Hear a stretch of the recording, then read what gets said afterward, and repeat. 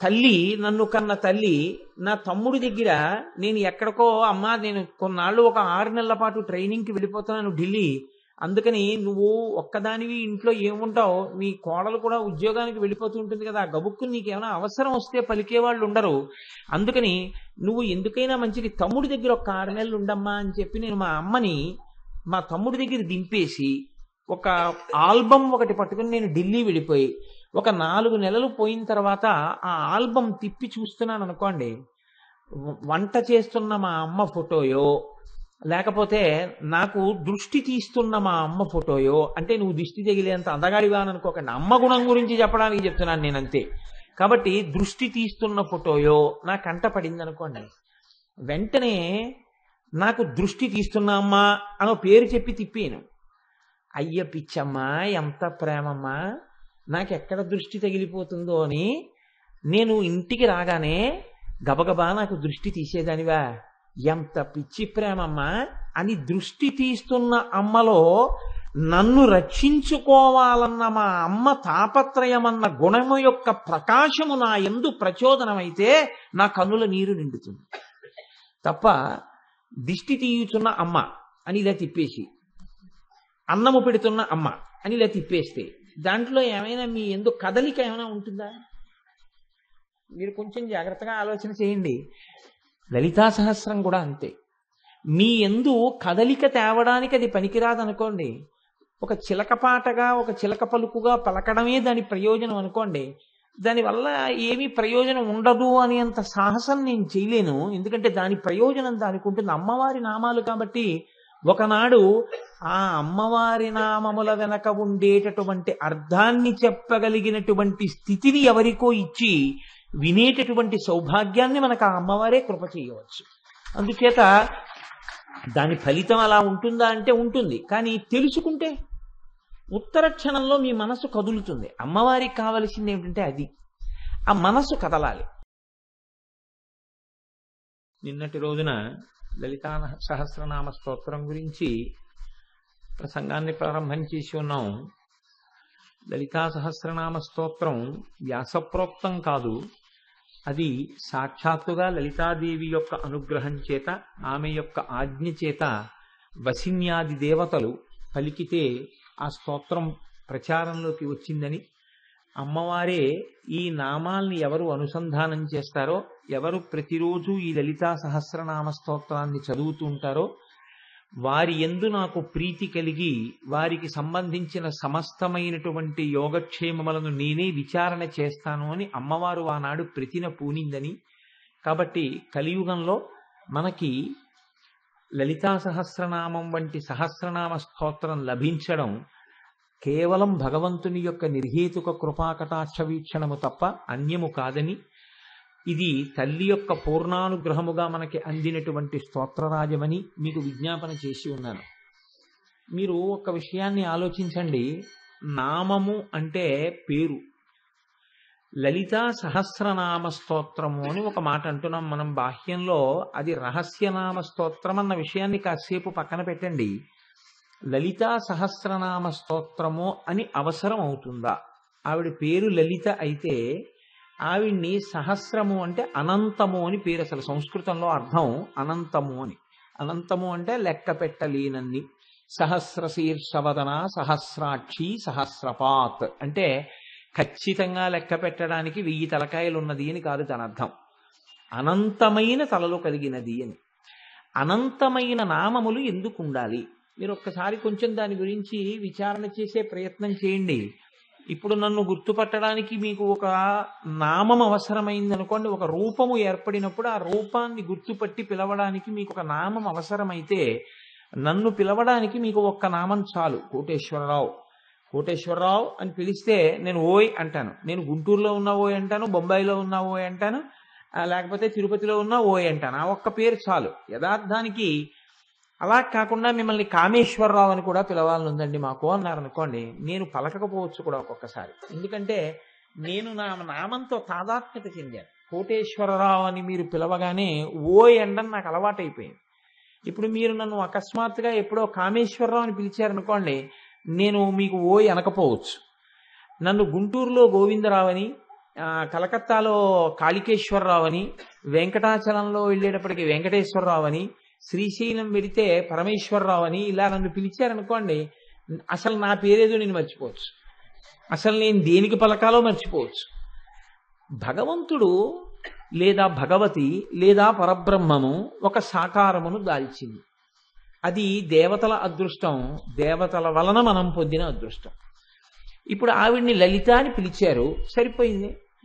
1000 నామాలు ఎందుకండి? ఆ 1000 నామాలు ఉండడం వల్ల కదా ఇప్పుడు ఈ లలితా సహస్రనామ స్తోత్రం, ఉపన్యాసం, ఇంత అల్లరి ఇవన్నీ అవసరమయ్యాయి. లలిత అని వదిలేశారనుకోండి, ఆ ఒక్క మాటకి ఏమో అర్థం ఏమైనా చెప్పుకుని ఉండేవాళ్ళమేమో, ఏమైనా అర్థమై ఉండేదేమో మనకి. ఇప్పుడు అర్థమైపోయిందని కాదు 1000 నామాలకి అర్థం చెప్తున్నాం అంటే అదో ప్రయత్నం అంతే. మరి లలిత అని ఒక్క పేరు లేకుండా 1000 పేర్లతో అసలు పిలవవలసిన అవసరం ఏమిటి? ఒకవేళ వెళ్ళి పేరు పెట్టి అదే పనిగా మీరు పిలిచారనుకోండి ఒకరిని, మీకేమైనా అర్థమైపోతుందా ఆయన గురించి? మీకు ఒక ఉదాహరణకి, ఈవిడెవరో మీకు తెలియదు అనుకోండి, ఆవిడ చాలా జగద్విఖ్యాతి కాంచిన వ్యక్తి కాబట్టి అందరికీ తెలిసి ఉండొచ్చు, కానీ తెలియరేమో అని నేను అనుకుంటున్నాను. ఒకవేళ ఈవిడ్ని నేను వేదిక మీదకి తీసుకొచ్చి ఈవిడ హైమవతి గారండి అని నేను పరిచయం చేశాను అనుకోండి, ఇప్పుడు మీరు ఆవిడ దగ్గరికి వెళ్ళి హైమవతి హైమవతి హైమవతి హైమవతి అని అంటూ ఉన్నారనుకోండి, ఆవిడ గురించి మీకేమైనా తెలుస్తుందా? మీ గురించి ఆవిడకి ఏమైనా తెలుస్తుందా? కొంచెం మీరు విచారణ చేసే ప్రయత్నం చేయండి, ఏమైనా తెలుస్తుందా? అలా ఓ 1000 మార్లు హైమవతి హైమవతి హైమవతి హైమవతి అంటే ఆవిడ గురించి మీకు తెలుస్తుందా? మీ గురించి ఆవిడికి తెలుస్తుందా? ఏమీ తెలియదు. లేకపోతే ఆ హైమవతి గారికే మీరు కొన్ని పేర్లు చెప్పారనుకోండి, చెప్తే ఆవిడ గురించి ఏమైనా తెలుస్తుందా? అంటే ఇది లౌకికంగా పేర్లు పెట్టి పిలవడం కాదు స్తోత్రము. ఇది మీరు బాగా అర్థం చేసుకోవలసిన అవసరం ఉంటుంది. నామములు గౌణములు. లలితా సహస్రనామ స్తోత్రం చదవడం అంటే, లలితా సహస్రనామ స్తోత్రం కొన్నాళ్ళకి నోటికొచ్చేసి అప్పజెప్పేయడము కాదు. లలితా సహస్రనామం చదివేటప్పుడు ఒక్కొక్క నామం చెప్తున్నప్పుడు ఒక్కొక్క గుణం ప్రకాశించినటువంటి కారణం చేత మీ మనస్సు హత్తుకుని నిలబడిపోవాలి. ఏదో ఒక నామం దగ్గర మీకు ఒంటి మీద వెంట్రుకలు నిక్కబొడుచుకొని కన్నుల నీరు వచ్చి, అబ్బా అమ్మా ఇంత దయ కలిగిన దానివా తల్లి, ఇన్ని గుణములా, ఈ గుణములన్నీ మమ్మల్ని అనుగ్రహించడం కోసమని ప్రకాశించినటువంటి గుణములా, లేకపోతే అసలు గుణముల యొక్క అవసరం నీకేమిటి? నీవు గుణాతీతమైనటువంటి వ్యక్తివి, నీవు అటువంటి తల్లివి, గుణములను ప్రకాశించేటట్టుగా అవకాశం ఎవరిచ్చారు? మేమే ఇచ్చాం. పిల్లాడికి అజ్ఞానం లేదనుకోండి, మన్నించడం అనేటటువంటి గుణం అమ్మది ఎలా ప్రకాశిస్తుంది నాకు చెప్పండి? పిల్లాడికి అజ్ఞానం ఉంది కాబట్టే అమ్మ దగ్గర దయా అన్న గుణం ప్రకాశించింది. పిల్లవాడి దగ్గర అవిద్య ఉంది కాబట్టి అమ్మవారు వాడిని జ్ఞానవంతుణ్ణి జ్ఞానిని చెయ్యగలిగినటువంటి ఔదార్యము, అటువంటి శక్తి అమ్మవారి యందు ప్రకాశించింది గుణంగా. ఈ నీ యందు ప్రకాశించిన గుణములు మమ్మల్ని ఉద్ధరించడానికి పనికొచ్చినవి తప్ప, నీ యందు ప్రకాశించిన గుణములు నిన్నుద్ధరించుకోవడానికి పనికొచ్చేవి కావు. ఇది మీరు కొంచెం జాగ్రత్తగా పట్టుకోవాల్సి ఉంటుంది. ఇప్పుడు నా యందు ఒకటి ఉందనుకోండి, అది నాకొక్కడికే పనికి రావచ్చు. నాకు ఇల్లుంది, ఆ ఇల్లు ఎందుకు పనికి వస్తుందంటే నేను, నా భార్య, నా బిడ్డలు పడుకోవడానికే. ఒక బాటసారిని ఇప్పుడు అందులో వచ్చి పడుకోండి అని చెప్పి నేనేం వీధిలోకి చూసి అయ్యో పాప ఆయన ఎవరో పడుకున్నారని పిలిచి నేను గది ఖాళీగా ఉంది కదా అని నేనేం పడుకోమని చెప్పను. నాకు చెందినవి, నాలో ఉన్నవి ఏమైనా ఉంటే నాకు మాత్రమే పనికొచ్చేటట్టుగా వాడుకోవడం నాకున్నటువంటి లక్షణం.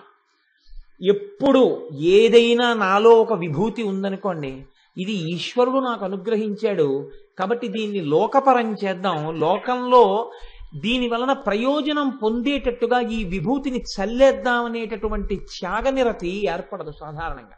ఏది ఉండనివ్వండి. కొంచెం అందం ఉందనుకోండి, అది అతిశయానికి పనికొస్తుంది, లేకపోతే ఏదో నటుడిగా ఎక్కడన్నా నేను పనికొస్తానేమోనని దరఖాస్తు పెట్టుకోవడానికి పనికొస్తుంది.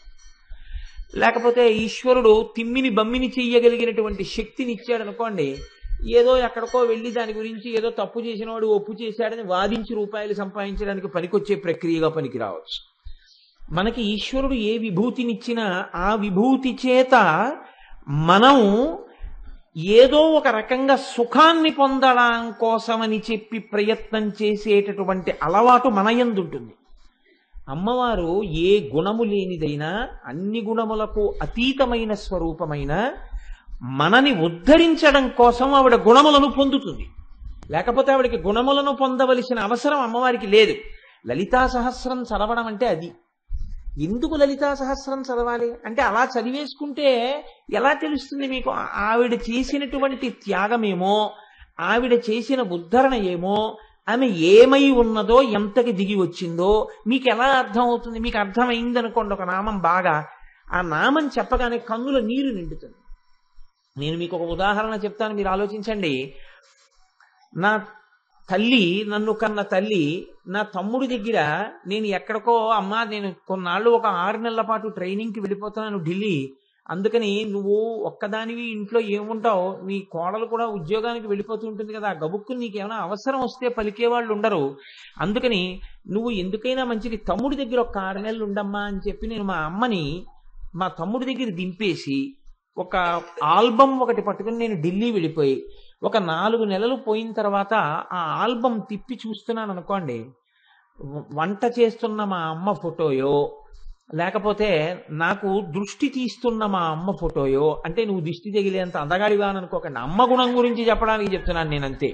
కాబట్టి దృష్టి తీస్తున్న ఫోటోయో నా కంట పడింది అనుకోండి, వెంటనే నాకు దృష్టి తీస్తున్న అమ్మ అనో పేరు చెప్పి తిప్పాను. అయ్య పిచ్చమ్మా, ఎంత ప్రేమమ్మా, నాకెక్కడ దృష్టి తగిలిపోతుందో అని నేను ఇంటికి రాగానే గబగబా నాకు దృష్టి తీసేదానివా, ఎంత పిచ్చి ప్రేమమ్మా అని దృష్టి తీస్తున్న అమ్మలో నన్ను రక్షించుకోవాలన్న మా అమ్మ తాపత్రయమన్న గుణము యొక్క ప్రకాశము నా యందు ప్రచోదనమైతే నా కన్నుల నీరు నిండుతుంది. తప్ప దిష్టి తీయుచున్న అమ్మ అని ఇలా తిప్పేసి, అన్నము పెడుతున్న అమ్మ అని ఇలా తిప్పేస్తే దాంట్లో ఏమైనా మీ యందు కదలిక ఏమైనా ఉంటుందా? మీరు కొంచెం జాగ్రత్తగా ఆలోచన చేయండి. లలితా సహస్రం కూడా అంతే. మీ యందు కదలిక తేవడానికి అది పనికిరాదనుకోండి, ఒక చిలక పాటగా ఒక చిలక పలుకుగా పలకడమే దాని ప్రయోజనం అనుకోండి, దానివల్ల ఏమీ ప్రయోజనం ఉండదు అని అంత సాహసం నేను చేయలేను. ఎందుకంటే దాని ప్రయోజనం దానికి ఉంటుంది. అమ్మవారి నామాలు కాబట్టి ఒకనాడు ఆ అమ్మవారి నామముల వెనక ఉండేటటువంటి అర్థాన్ని చెప్పగలిగినటువంటి స్థితిని ఎవరికో ఇచ్చి వినేటటువంటి సౌభాగ్యాన్ని మనకు ఆ అమ్మవారే కృప చేయవచ్చు. అందుచేత దాని ఫలితం అలా ఉంటుందా అంటే ఉంటుంది, కానీ తెలుసుకుంటే ఉత్తర క్షణంలో మీ మనసు కదులుతుంది. అమ్మవారికి కావలసింది ఏమిటంటే అది, ఆ మనసు కదలాలి. మీరు ఆమె పట్ల మీ ప్రేమ వ్యక్తం చెయ్యాలి. లోకంలో అమ్మ కోరేది ఇదొక్కటే. మీరు బాగా ఈ నా హృదయాన్ని మీరు పసిగట్టే ప్రయత్నం చేయండి. అమ్మ వృద్ధురాలు అయిపోయిన తర్వాత మీరు పంచభక్ష పరమాన్నాలు పెట్టేసి అమ్మకు ఒక ఎయిర్ కండిషన్డ్ రూమ్ ఇచ్చేసి అమ్మ ఇలా స్విచ్ నొక్కితే అన్నీ చక్కగా వినపడేటట్టుగా ఏర్పాటు చేసేసి మంచి పరుపు వేసేసి, నువ్వు మాత్రం నన్ను అస్తమానం విసిగించకమ్మా, అస్తమానం నువ్వు నన్ను పిలవద్దు, నేను ఎప్పుడూ వస్తూ ఉంటాను, పలకరిస్తుంటాను, చక్కగా ఇవన్నీ చదువుకుంటుండు, ఇవన్నీ చూస్తుండు, ఇవన్నీ చేస్తుండు అని నేను అన్నాను అనుకోండి, మా అమ్మ ప్రీతి చెందదు. అదే నేను మా అమ్మ దగ్గరికి వెళ్ళి, అమ్మా నువ్వు వేసిన చింత చిగురు పప్పు ఏమి రుచి అమ్మా, కాస్త పప్పు వేసి పెడదు అన్నాను అనుకోండి, మా అమ్మకి గజారోహణం చేయించినంత సంబరపడిపోతుంది. నేను చెప్పినది హీనోపమానం కావచ్చు, కానీ మీరు కొంచెం దాన్ని పట్టుకోగలిగిన సమర్థులు, దానికి పెద్ద ప్రాజ్ఞత అవసరం ఏం లేదు. మీరు ఆలోచన చేయండి, మీరు ఎన్ని సౌకర్యాలు ఇచ్చారన్నది అమ్మకి అక్కర్లేదు. అమ్మ పట్ల మీకున్న ప్రేమ అభివ్యక్తమైతే దాని చేత అమ్మ ప్రీతి పొందుతుంది. అమ్మ ప్రీతి పొందడానికి ప్రధాన సాధనం ఏది? అమ్మా అని పిలవడమే. అమ్మా అని పిలవడం కన్నా ఇంకొక సాధనం లేదు అమ్మ ప్రీతి పొందడానికి. ఎన్ని మాటలో వింటే విసుగొచ్చేవి ఏవైనా ఉంటాయేమో, కానీ 1కి 10 మాటలు అమ్మా అమ్మా అమ్మా అమ్మా అమ్మా అన్న విసుక్కోకుండా పొంగిపోయేటటువంటి పిలుపు ఆడదానికి లోకంలో ఉంటే అమ్మా అన్న పిలుపు. అసలు నేను ఇంకొక పరమ సత్యాన్ని కూడా నేను చెప్పేస్తే నా యందు దోషం మీరు పట్టరని నేను అనుకుంటున్నాను. ఒక ఆడది ఒక పురుషుడికి భార్య ఎందుకు అవుతుంది అంటే మాతృమూర్తి కావడం అనేటటువంటి అంతిమమైన విజయాన్ని సాధించడానికి. ఒక వ్యక్తికి భార్యగా ఉండిపోవడంలో నీకు గొప్పతనం ఉందా, తల్లివి కావడంలో గొప్పతనం ఉందా అంటే కేవలం భార్యనై ఆగిపోతానని ఏ ఆడది లోకంలో భార్యని కావడం కాదు, నేను తల్లిని కూడా కావాలని కోరుకుంటాను. ఎందుకో తెలుసా అండి, నేను మీకు ఒక పరమసత్యం చెప్తున్నాను. భార్యగా అందుకునే స్థానం కన్నా అమ్మగా పిలిపించుకున్న స్థానంలో ఆడది పొందే ఆనందం లేదు. అందుకే అమ్మవారికి కూడా ఏది ఇష్టము అంటే అమ్మా అన్న పిలిపే ఇష్టం.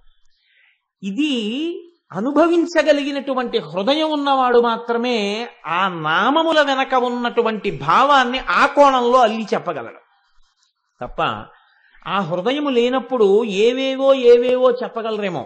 అందుకే లలితా సహస్రనామ స్తోత్రానికి వశిన్యాది దేవతలు స్తోత్రం చేస్తే వ్యాఖ్యానం ఆ నామముల వెనకాతల ఉండేటటువంటి పరమార్థాన్ని ఎందరో చెప్పినట్టుగా మనకి లోకంలో లేదు, కొందరే చెప్పగలిగారు. ఎందుకని అంటే అందరూ కొడుకులు కావచ్చు, ఇలాంటి కొడుకుకే ఎన్ని జన్మలకి నేను తల్లి కావాలని అమ్మ చేత అనిపించుకోగలిగిన కొడుకుగా ఉండడం జన్మజన్మల అదృష్టం. అది చాలా కష్టం. నేను ఈ మాట ఎందుకు అంటున్నానంటే చూడండి, ఆడది ఒక గమ్మత్తైన స్థితి. ఆవిడ బతికున్నంత కాలం కోరుకునేది ఏమండి అన్న పిలుపు. ఈ పిలుపుకి దూరం అవ్వడం ఏ ఆడది ఇష్టపడదు. ఆవిడ జీవించి ఉన్నంత కాలం ఏమండి అని పిలవాలి. ఏమండి అని ఎవరిని పిలుస్తుంది? వీధిలో వాళ్ళని కాదు, భర్తని ఏమండి అని పిలుస్తూ ఉండాలి. ఏమండి అని ఈవిడ పిలిపించుకుని ఈవిడ ఉన్నంతకాలం కోరుకునేది ఏమిటంటే అమ్మా అన్న పిలుపు. ఏమండి అని ఈవిడ ఎవరిని పిలిచి ఎవరితో జీవితాన్ని ముడివేసుకుందో ఆ వ్యక్తి అంత్యేష్టి చేసినా ఆడది అంగీకరించలేదు. తన కడుపున పుట్టిన బిడ్డడు అంత్యేష్టి చేస్తేనే ఆవిడ తన జీవితానికి సార్థకత అని ఆ శరీరములకు పట్టిన వ్యానవాయువు విడిచిపెడుతుంది. కొడుకు కడుపున పుట్టినటువంటి బిడ్డ అమ్మ అన్న మాట అంత గొప్పవి. నాకైతే అనిపిస్తుంది ఈ జాతి నిర్వీర్యమైపోవడం అన్నది ఎప్పుడు ప్రారంభమైందని నేను అనుకుంటున్నానంటే, ఆనాడు భండాసురుడు ప్రవేశించినట్టే ఈ జాతి యందు ఇప్పుడు కూడా ఒక భండాసురుడు ప్రవేశించాడు. వాడు తెలియకుండా ఈ జాతిని ఎలా నిర్వీర్యం చేస్తున్నాడు అంటే, ఆనాడు ఆడవారి యందు రసమును పురుషుల యందు పుంసత్వమును తీసి నిర్వీర్యం చేశాడు. ఇవాళ అమ్మా అన్న పిలుపు తీసి మమ్మీ అన్న పిలుపు చేత నిర్వీర్యం చేశాడు. అమ్మ జీవనాడి, ఈ జాతి జీవనాడంతా పిలుపులో ఉంది, ఆ 2 అక్షరాల్లో ఉంది. అందుకే లలితా సహస్రనామ స్తోత్ర వ్యాఖ్యానం చెయ్యవలసి వస్తే మహానుభావుడు భాస్కరరాయల వారిని అమ్మవారు ఎంచుకుంది. నేను ఈ పునాది ఎందుకు చెప్పవలసి వచ్చింది అంటే, ఆ చెప్పినటువంటి అర్థం మన మనస్సుని పట్టుకోగలిగింది అనుకోండి. ఒక్క నామానికి ఎన్నేసి అర్థాలు ఉంటాయో. మా అమ్మని చూపించి ఈవిడ మా అమ్మ అన్నాను అనుకోండి, ఇంకో రకంగా కూడా వ్యాఖ్యానం చెప్పు అంటే ఈ మొహం ఎట్సా ఇంకో రకం వ్యాఖ్యానం ఏంటంటాను. ఈవిడ మా అమ్మ అంతే. కానీ శ్రీమాత అని వశిన్యాది దేవతలంటే బహుభంగిమల చెప్పగలిగారు పెద్దలు.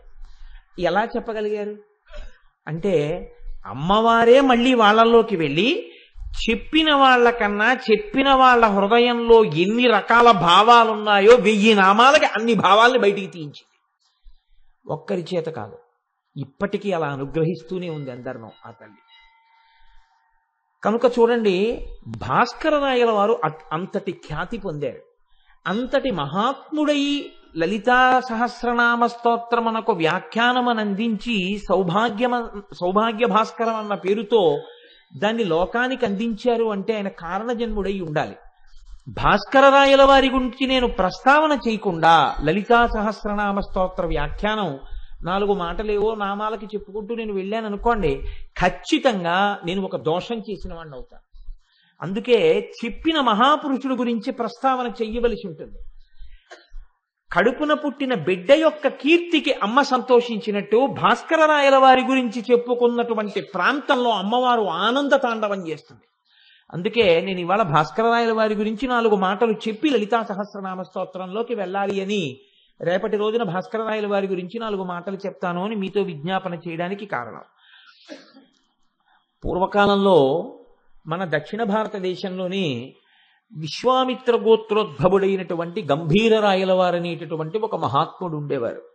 ఆయన భార్య పేరు కోనాంబ.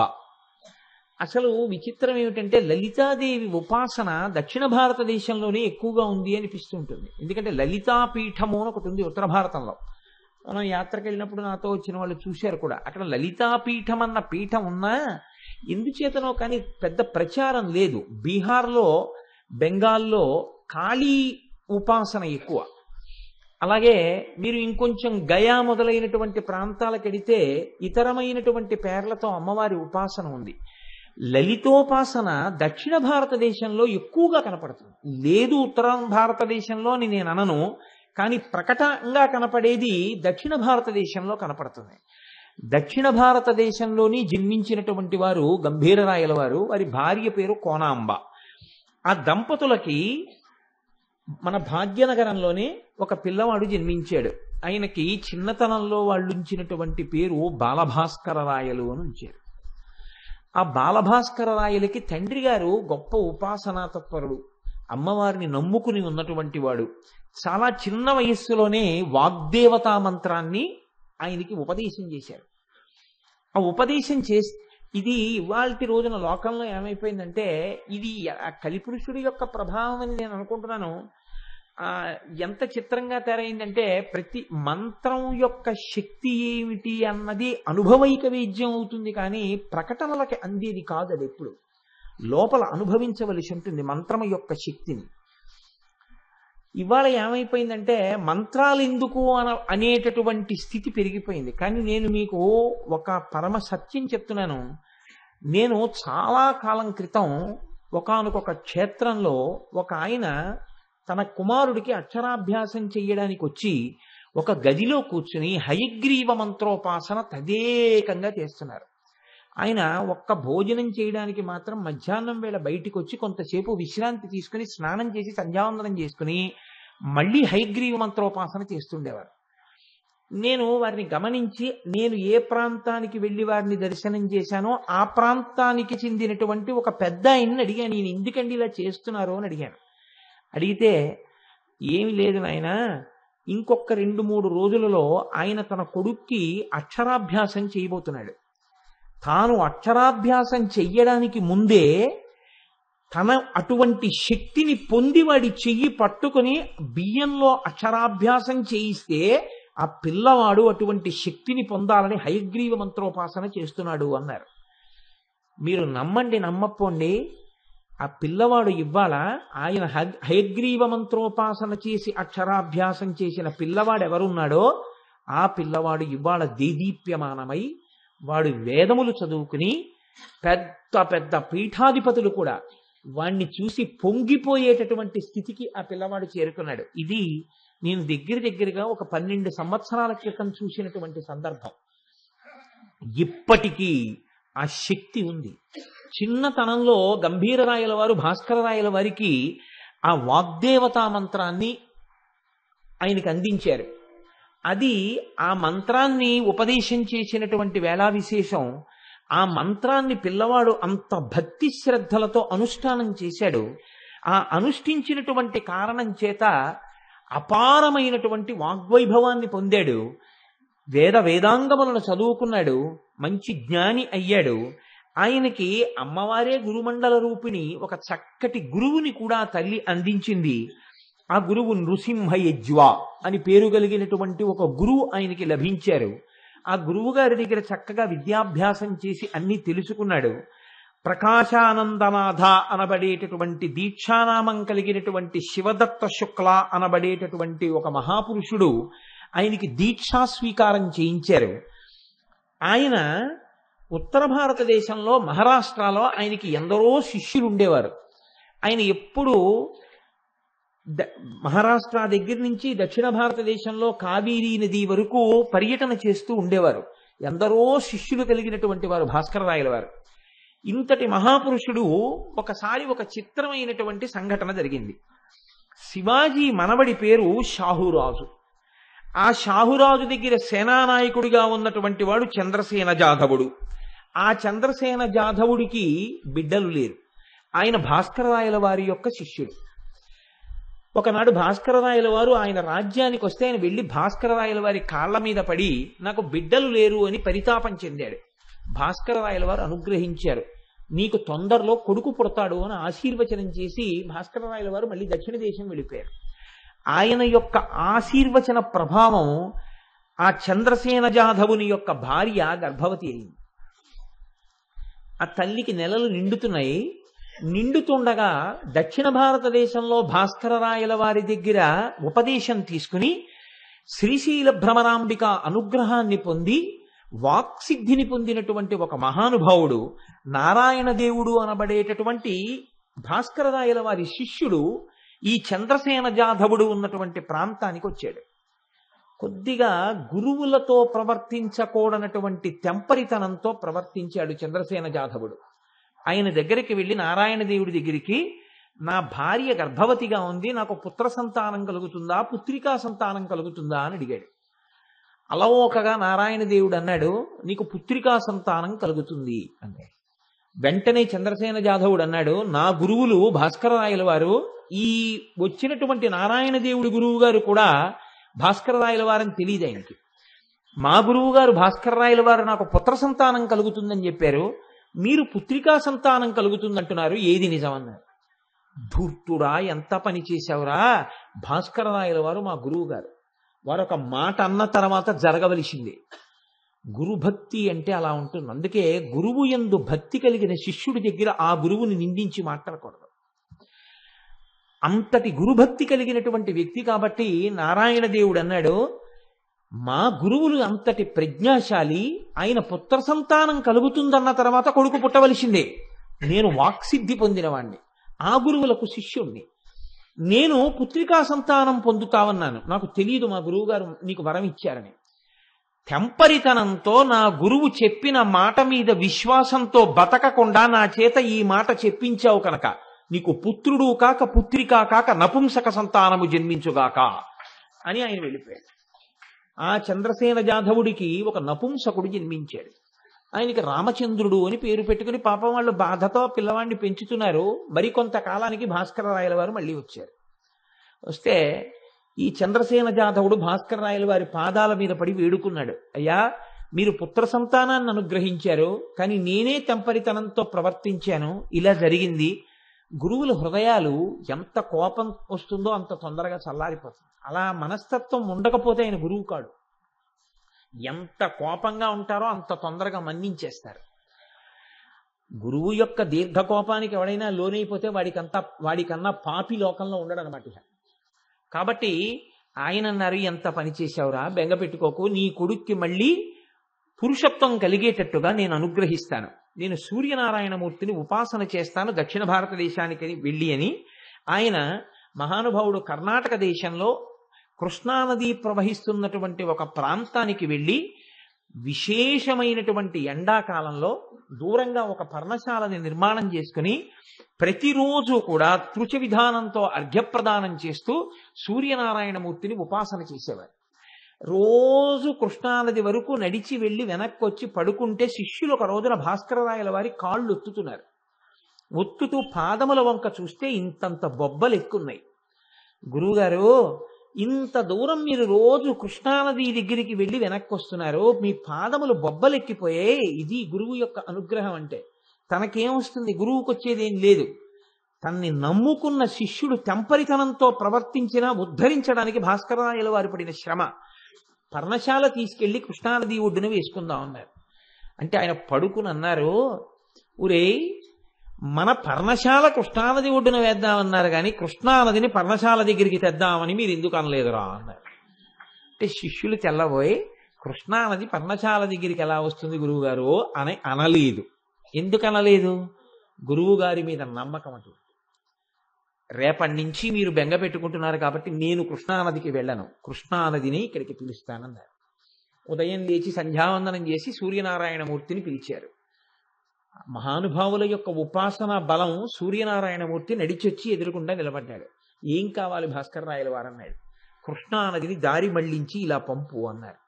ఆయన అన్నారు, ప్రతి యుగమునకు సృష్టి ప్రారంభములో నదీనదములు ఎలా ప్రవహించాలనేటటువంటి దాన్ని చతుర్ముఖ బ్రహ్మగారు నిర్ణయం చేస్తారు. నదీ నదములు అలాగే పెడతాయి. వాటి దారి మళ్లించకూడదు, మహాపాపం. కాబట్టి నేను ఆ పని చెయ్యకూడదు. ఇప్పుడు వాటిని నేను దారి మళ్లించను అన్నారు.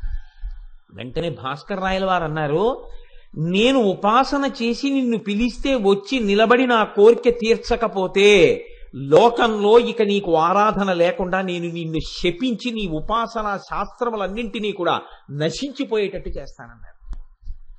ఇది భక్తుల యొక్క గొప్పతనం, ఇది సనాతన ధర్మం యొక్క వైభవం. ఎవరు గజగజలాడిపోయారో తెలుసా అండి? లోకములకంతటికి వెలుతురిచ్చే సూర్యనారాయణమూర్తికి చెమటలు పట్టాయి.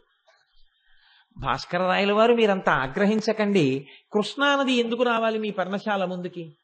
మీరు నాకు అర్ఘ్య విధానంతో ఉపాసన చేస్తే ఆ రామచంద్రుడికి పుంస్తవాన్ని ప్రసాదించడానికి. అసలు మీరు అవేమీ చేయకుండా నేను ఆ పిల్లవాడిని పురుషుడిగా చేస్తాను, మీరు శాంతి పొందండి అన్నారు. ఆయన అన్నారు, నేను బిచ్చగాండి కాదు నువ్వు ఇస్తే తీసుకోవడానికి. నాకు శాస్త్రం తెలుసు, నేను ఉపాసన చేస్తాను, ఈశ్వరుడు లొంగవలసిందే. నువ్వు లొంగి నాకు కోరిక ఇవ్వాలి. నువ్వు భగవంతుడవని దయామయుడవని నమ్మి నిన్ను ప్రార్థించాను కృష్ణానది ఇలా పంపమని. అలా నువ్వు పంపకపోతే నీవు దయామయుడవు కాదు కనుక నీ ఉపాసన శాస్త్రాల్ని భంగం చేస్తానన్నారు. సూర్యనారాయణమూర్తి చూశాడు భాస్కర రాయల వారి వంట, చూసి అన్నాడు, తప్పకుండా కృష్ణానది దారి మళ్లించేస్తాను, కానీ శాశ్వతంగా అలా ఉండకూడదు. మీరు శరీరంతో ఉన్నంత కాలం మాత్రం ఈ కృష్ణానది మీ పర్ణశాల ముందు నుంచి వెడుతుంది. ఎవరైనా లోకంలో శరీరం విడిచిపెట్టవలసిందే, కాబట్టి శరీరం విడిచిపెట్టేసిన తర్వాత మాత్రం కృష్ణానది యథాపూర్వకంగా ప్రవహిస్తుంది అని అనుమతి ఇచ్చారు. ఇప్పటికీట నా జీవితంలో కోరిక భాస్కర రాయల వారు కృష్ణానదిని మళ్లించిన ప్రదేశం చూడడానికి వెళ్ళాలి ఒకసారి, కర్ణాటక రాష్ట్రంలోని ఆ ప్రాంతంలో ఇప్పటికీ కృష్ణానది ప్రవహించినటువంటి ఇసుక మేకలవి ఇప్పటికీ సాక్ష్యంగా ఉంటాయి. అక్కడ అగ్రహారాల కింద జమీందారులు ఇచ్చేస్తే చింత తోటలతో ఉన్నవి బ్రాహ్మణులకు ఇచ్చారు, మీరు అమ్ముకుంటే పురుగులు పుడతాయని. నాకు ఇప్పటికే అంతేట పురుగులు పుడతాయట అమ్మబోతే చింతకాయల్లో. అది భాస్కర రాయల వారంటే అంతటి మహానుభావుడు. ఆయన సూర్యనారాయణమూర్తిని ఆరాధన చేసి రామచంద్రుడికి పుంస్తవాన్ని కటాక్షించారు. అంతటి మహానుభావుడు లలితా సహస్రనామ స్తోత్రానికి వ్యాఖ్యానం చెయ్యాలి అని అమ్మవారి నిర్దేశించింది. దీని గురించి లోకంలో ఒక చిత్రమైనటువంటి విషయం ఒకటి ప్రచారంలో ఉంది. అప్పటికి ముందు భాస్కర రాయల వారికి ఎక్కడో ఎవరి దగ్గరో కొద్దిగా బాకీ ఉండేదని అమ్మవారు భాస్కర రాయల వారిని లలితా సహస్రానికి వ్యాఖ్యానం రాయమంటే, అమ్మా రుణగ్రస్తుడైన వాడు వ్యాఖ్యానం ఎలా చేస్తాడమ్మా, నాకు రుణం ఉంది అని భాస్కర రాయల వారు అన్నారని మరునాడు సంధ్యావందనం చేసుకోవడానికి వారు వెళ్ళేటప్పటికీ ఆ రుణాన్ని తీర్చేసి అమ్మవారు ఆయన రాసిచ్చిన కాగితం తెచ్చి అక్కడ పెట్టేసిందని, అప్పుడు లలితా సహస్రనామ స్తోత్రానికి వ్యాఖ్యానం చేయడం భాస్కర రాయల వారు ప్రారంభం చేశారని అంటారు లోకంలో. కాబట్టి మహానుభావుడు ఆయన సౌభాగ్య భాస్కరం అన్న పేరుతో లలితా సహస్రనామ స్తోత్రానికి వ్యాఖ్యానం మొదలుపెట్టారు. మొదలుపెట్టి వ్యాఖ్యానం చెయ్యడం ప్రారంభం చేసి పూర్తి చేశారు. ఆయన కాశీ పట్టణాన్ని చేరుకొని గంగానది ఒడ్డున అమ్మవారిని ఉపాసన చేస్తుంటే కాశీ ఒడ్డున ఉన్నటువంటి అనేక మంది బ్రాహ్మణులకు అనుమానం వచ్చింది. లలితా సహస్రనామం వశిన్యాది దేవతలు చెప్పారు కదా అమ్మవారి అనుగ్రహంతో, దానికి వ్యాఖ్యానం చెప్పడం అంటే మాటలా? అంత అనుగ్రహం ఉన్నవాడా భాస్కర రాయల వారు? ఒకనాడు భాస్కర రాయల వారి దగ్గరికి వచ్చి అన్నారు, మహాచతుషష్ఠి యోగిని గణసేవిత అని అమ్మవారికి ఒక నామం ఉంది కదా, 64 కోట్ల మంది యోగినుల చేత సేవింపబడుతుంది అంటారు కదా, 64 కోట్ల యోగినుల యొక్క కథలు వృత్తాంతాలు పేర్లు మాకు చెప్తారా అని అడిగారు. మీరు లలితా సహస్రానికి వ్యాఖ్యానం చేశానంటున్నారు కదా, మీకు తెలుసా చెప్పండి అన్నారు. భాస్కర రాయల వారు అన్నారు, ఏ భక్తుడైనా అంతేనండి, పలికెడిది భగవతమట పలికించు విభుండు రామభద్రుండట. నేను చెప్తున్నానన్నవాడికి అయితే బెంగ, అమ్మవారు చెప్పిస్తోందన్నవాడికి బెంగ ఏమిటి? కాబట్టి ఆయన అన్నారు, తప్పకుండా మీకు 64 కోట్ల యోగినుల చరిత్రలు కదా కావాలి, సాయంకాలం మీ అగ్ని కార్యాలు పూర్తి చేసుకుని గంగ ఒడ్డుకొచ్చి కూర్చోండి చెప్తానన్నారు. వాళ్ళకి ఒక గురువు గారు ఉండేవారు, కుంకుమానంద స్వాముల వారు. ఆయనకి వెళ్ళి చెప్పారు, ఇవాళ 64 కోట్ల మంది యొక్క చరిత్ర చెప్తాట మహానుభావుడని. అంటే ఆయన అన్నారు, రే అమ్మవారు రా భాస్కర రాయల వారు అంటే ఏమనుకుంటున్నావో, అమ్మవారి చేత అనుగ్రహింపబడిన వ్యక్తి అమ్మవారే, ఆయన చెప్పేస్తాడు జాగ్రత్త అన్నారు. మీరు ఏమనుకుంటున్నారో అంటే సరేనన్నారు. వీళ్ళందరూ వెళ్ళి కూర్చున్నారు. కూర్చుంటే భాస్కర రాయల వారు ఒక్కరే కూర్చుని ఉన్నారు. చెప్తారా అన్నారు. చెప్తాను, మీ అగ్ని కార్యాలు సంధ్యావందనం అన్నీ అయిపోయాయా? అయిపోయాయి. అయితే అందరూ కళ్ళు మూసుకుని వినడం ప్రారంభం చేయండి, మొదలు పెడుతున్నానన్నారు. వీళ్ళందరూ కళ్ళు మూసుకుని వినడం ప్రారంభించారు. ఒకేసారి ఇన్ని కోట్ల గొంతుకలతో యోగినుల యొక్క చరిత్రలు వినపడుతున్నాయి. వినపడుతుంటే వీళ్ళందరూ తెల్లబోయి కంగారు పడి కుంకుమానంద స్వామి వారి దగ్గరికి, గురువు గారి దగ్గరికి పరిగెత్తారు. పరిగెత్తి, గురువుగారు ఏకకాలంలో మాకు ఆకాశంలో ఇన్ని కోట్ల మంది యోగినులు నిలబడి వాళ్ళ చరిత్ర వాళ్ళు చెప్తున్నారు, ఇది ఎలా సంభవం అయిందని అడిగారు. ఆయన అన్నారు, మీరు ఎవరిని అడిగారు చెప్పమని అన్నారు. భాస్కర రాయల వారిని అడిగామన్నారు. మీకు చెప్పానా, అమ్మవారి అనుగ్రహం పొందినవాడు అమ్మవారి అయిన. ఇప్పుడు మీ కళ్ళు తుడుస్తాను చూడండి అని ఆయన తన చేతులతో తన శిష్యుల కళ్ళు తుడిచి ఇప్పుడు చూడండి సరిగ్గా అన్నారు. వాళ్ళు భాస్కర రాయల వారి వంక చూస్తే భాస్కర రాయల వారి కుడి భుజం మీద లలితాదేవి, ఎడం భుజం మీద శ్యామలాదేవి కూర్చుని ఉండగా అమ్మవారిని ఇద్దరిని ఆయన వహించి కూర్చునుంటే 64 కోట్ల మంది యోగినులు పైనుంచి అమ్మవారికి నమస్కారం చేస్తూ చరిత్ర చెప్పుకుంటున్న సందర్భం. కాశీపట్టణం ఆకాశ వీధిలో కొన్ని వేల మంది ఆ రోజున దర్శనం చేశారు. అది భాస్కర రాయల వారు. ఇది జరిగిన తరువాతే భాస్కర రాయల వారు వారణాసిలో విశ్వేశ్వరుడి దేవాలయంలోంచి మనం బయటికి రాగానే ఎదురుగుండా అన్నపూర్ణమ్మ దేవస్థానం ఉంటుంది. అన్నపూర్ణమ్మ దేవాలయంలోకి వెళ్ళగానే కుడి చేతి పక్కకి తిరిగితే ఎత్తైన అరుగు ఉంటుంది. ఆ అరుగులోకి చిట్ట చివరికి వెళ్ళి చూస్తే కొంచెం లోతుగా ఉంటుంది. అక్కడ మెట్లు దిగి కిందకెడితే శ్రీచక్రేశ్వరుడు అని ఒక శివలింగం ఉంటుంది. ఆ శ్రీచక్రేశ్వరుడు అన్న శివలింగం ఈ సందర్భం జరిగిన తరువాత, లలితా సహస్రనామ స్తోత్ర వ్యాఖ్యానం పూర్తయిన తరువాత భాస్కర రాయల వారు ప్రతిష్ఠ చేసినటువంటి శివలింగం. నేను కాశీ వెళ్ళినప్పుడు నాతో వచ్చిన వాళ్ళందరినీ ప్రత్యేకం ఆ శివలింగం దగ్గరికి తీసుకెళ్ళి ఈ విషయం చెప్పి పొంగిపోయి ఆనందపడిపోయి ఆ శివలింగం మీద 4 తుమ్మి పూలు వేసి పరవశించిపోతుంటాం. కాబట్టి అంతటి మహానుభావుడు భాస్కర రాయల వారంటే. కాబట్టి మహాచతుషష్ఠి యోగిని గణసేవిత అన్న నామానికి వ్యాఖ్యానం ఆ యోగినుల చేతే చెప్పించగలిగినంతటి ప్రజ్ఞావంతుడు భాస్కర రాయల వారంటే. అంతటి మహాపురుషుడు చేసినది సౌభాగ్య భాస్కరం. ఆ సౌభాగ్య భాస్కరాన్ని ఆధారం చేసుకునే 4 మాటలు అమ్మవారు పలికించినవి ఏవైనా ఉంటే సాహసం చేసి 4 మాటలు మీకు విజ్ఞాపన చేసే ప్రయత్నం చేస్తున్నాను. కాబట్టి అమ్మవారి యొక్క లలితా సహస్రనామ స్తోత్రాన్ని ప్రారంభం చేస్తూ వసిన్యాది దేవతలు అంటారు. వసిన్యాది దేవతలనండి, తదనంతరము గ్రంథస్థము చేసిన వ్యాస భగవానుడనండి. వసిన్యాది దేవతలు ప్రారంభం చేస్తూ శ్రీమాత అంటూ ప్రారంభం చేశారు. మొట్టమొదటి నామం శ్రీమాత. నేను మీకు నిన్నటి నుంచి ఎన్నో ప్రసంగాల్లో దీని గురించి అనుసంధానం చేస్తూనే ఉంటాను. అమ్మకి నిజమైన గౌరవం అమ్మా అని పిలవడం చేతనే శ్రీమాత, ఓ గౌరవనీయమైన అమ్మ, మంగళప్రదమైన అమ్మ అని పిలుస్తూ, మీరు చూడండి లోకంలో అమ్మ అన్న మాటకి పరిచయం లేదు. ఇది మీరు బాగా గుర్తుపట్టవలసినటువంటి విషయం. అమ్మ నాన్నగారిని పరిచయం చేస్తుంది. ఈయన మీ నాన్నగారు, నాన్నగారండి అనాలి.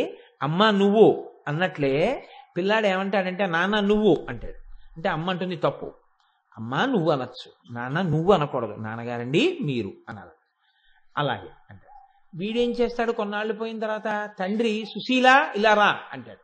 వీడు కూడా సుశీల ఇలా రా అంటాడు. అప్పుడు తండ్రి పిలిచి అంటాడు తప్పు, నేను సుశీల ఇలా రా అంటాను, నువ్వు అమ్మ ఇలా రా అనాలి. లోకం అంతటినీ అమ్మ పరిచయం చేస్తుంది, అమ్మని ఎవ్వరూ పరిచయం చేయరు. అమ్మకి పరిచయం లేదు, అమ్మ పరిచయం చెయ్యబడుతుంది. అసలు అమ్మయే ఈ లోకానికి నీకు ఉన్నటువంటి ఏకైకమైన అనుసంధానము. అమ్మతో అనుసంధానం ఎక్కడ మొదలు అని అడిగారు. నాభిగొట్టంతో మొదలు. అమ్మ కడుపులో పడుకున్నప్పుడు నాభిగొట్టంతో ప్రారంభమైనటువంటి అనుబంధం అది తెగిపోవచ్చు బయటికి వచ్చాక, కానీ హృదయ సంబంధం మాత్రం అలాగే ఉండిపోతుంది. అమ్మ అనగానే ఒక్కసారి అమ్మ జ్ఞాపకానికి వచ్చి, అమ్మ అనగానే లోకంలో ఎవరికైనా జ్ఞాపకానికి వచ్చేది ఏది అంటే అమ్మ చేత్తో పెట్టిన అన్నమే. అమ్మ అంటే పోషణ, అమ్మ రక్షణ, అమ్మ మంగళం, అమ్మ మిమ్మల్ని కాపాడిన దయ. అమ్మ లేకుండా లోకం లేదు. అమ్మ ప్రేమ, అమ్మ అన్నవి లేకపోతే అసలు ఈ సృష్టి ఆగిపోతుంది. అందుకే నా తల్లి నన్ను అలా పోషించింది. మీరు నన్ను మరొకలా అర్థం చేసుకోను అంటే మీరు ప్రాజ్ఞులు, మీరు అలా అర్థం చేసుకోరు. శ్రీమాత అన్న మాటని అనేక కోణాల్లో వ్యాఖ్యానం చేశారు. కానీ నేను చాలా తెల్లబోయింది ఎక్కడ నా జీవితంలో అంటే, గైనకాలజీలో పేరు ప్రఖ్యాతులు వహించినటువంటి ఒక గొప్ప ప్రొఫెసర్ ఆంజనేయులు గారని పెద్ద డాక్టర్ ఆయన ఒక పుస్తకం రాశారు, మాతృదేవో భవ. నా జీవితంలో అదృష్టం ఏంటంటే ఇదే పట్టణంలో ఉన్నటువంటి పెద్ద గైనకాలజిస్ట్ డాక్టర్ జగదీశ్వరి గారు ఆ తల్లికి ఎందుకు ఇవ్వాలనిపించిందో నాకు ఒకసారి తీసుకొచ్చి ఆ పుస్తకం ఇచ్చారు. కోటేశ్వరారు ఈ పుస్తకం చదవండి అన్నారు. నేను తెల్లబోయిన విషయం ఏమిటో తెలుసా అండి? ఆయన శ్రీమాత అన్న మాటని అనుసంధానం చేస్తూ ఆయన ఒక ఋషిగా ఒక మాట రాశారు. అసలు ఈ ప్రపంచమంతా ఎక్కడి నుంచి వచ్చింది?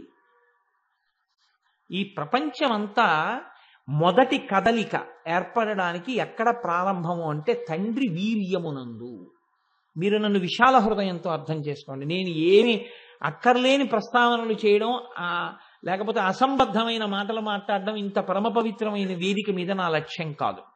అసలు ఈ సృష్టికి ప్రారంభం ఎక్కడ అంటే తండ్రి యందు వీర్యము యొక్క కదలిక. ఈ వీర్యం ఎవరు తీసుకున్నారు? అమ్మ పుచ్చుకుంది. లోకంలో శరీరానికి ఉన్న లక్షణం ఏమిటంటే అక్కర్లేనిది ఏదైనా లోపలికి వెళ్ళింది అనుకోండి, వెంటనే శరీరం ప్రతిస్పందిస్తుంది. అక్కర్లేనిది ఏదో లోపలికి వచ్చేసిందని చెప్తుంది. ఒక్క ఈగ వెళ్ళింది అనుకోండి, పలకమారి వాంతి అయిపోతుంది. అక్కర్లేనిది లోపలికి వెడితే ఎలర్జీ కింద ఫార్మ్ అయిపోతుంది. ఫార్మ్ అయిపోయి అది వెంటనే వైద్యుణ్ణి సంప్రదించవలసి ఉంటుంది. శ్రీమాతాతత్వం ఎక్కడుందని ఆ డాక్టర్ గారు కనిపెట్టి రాశాడో తెలుసా అండి? పురుషుడిలో కదిలినటువంటి వీర్యాన్ని స్త్రీ శరీరం ఎంత గొప్పగా ఆమోదిస్తుందంటేట, అది తన శరీరంలో ఏర్పడిన పదార్థమంత తేలికగా ఆహ్వానం పలికి లోపలికి తీసుకుంటుంది. అలా పుచ్చుకోకపోతే అసలు సృష్టి ఆగిపోతుంది. ఒక్క పురుష వీర్యాన్ని స్త్రీ శరీరం అలా పుచ్చుకునేటట్టు నిర్మాణం చెయ్యడంలో ఉంది అమ్మవారి యొక్క సృష్టి శక్తి, మాతృత్వం. అది జగన్మాత యొక్క లోక నిర్మాణ శక్తి అక్కడ ప్రకటనమైందన్నాడు ఆ డాక్టర్ గారు. ఒక డాక్టర్ గారు శ్రీమాతాతత్వాన్ని అక్కడ పట్టుకున్నారు. ఆయన రాసిన మాటల్లో నేను కదిలిపోయిన మాట ఎక్కడంటే, ఒక అద్భుతమైన మాట రాశారండి ఆయన. అంటే ఇంగ్లీష్ సెంటెన్సెస్ నాకు మళ్ళీ జ్ఞాపకం వచ్చినా వాటిని వాడడం నాకు అంత పెద్ద ఆసక్తి లేదు.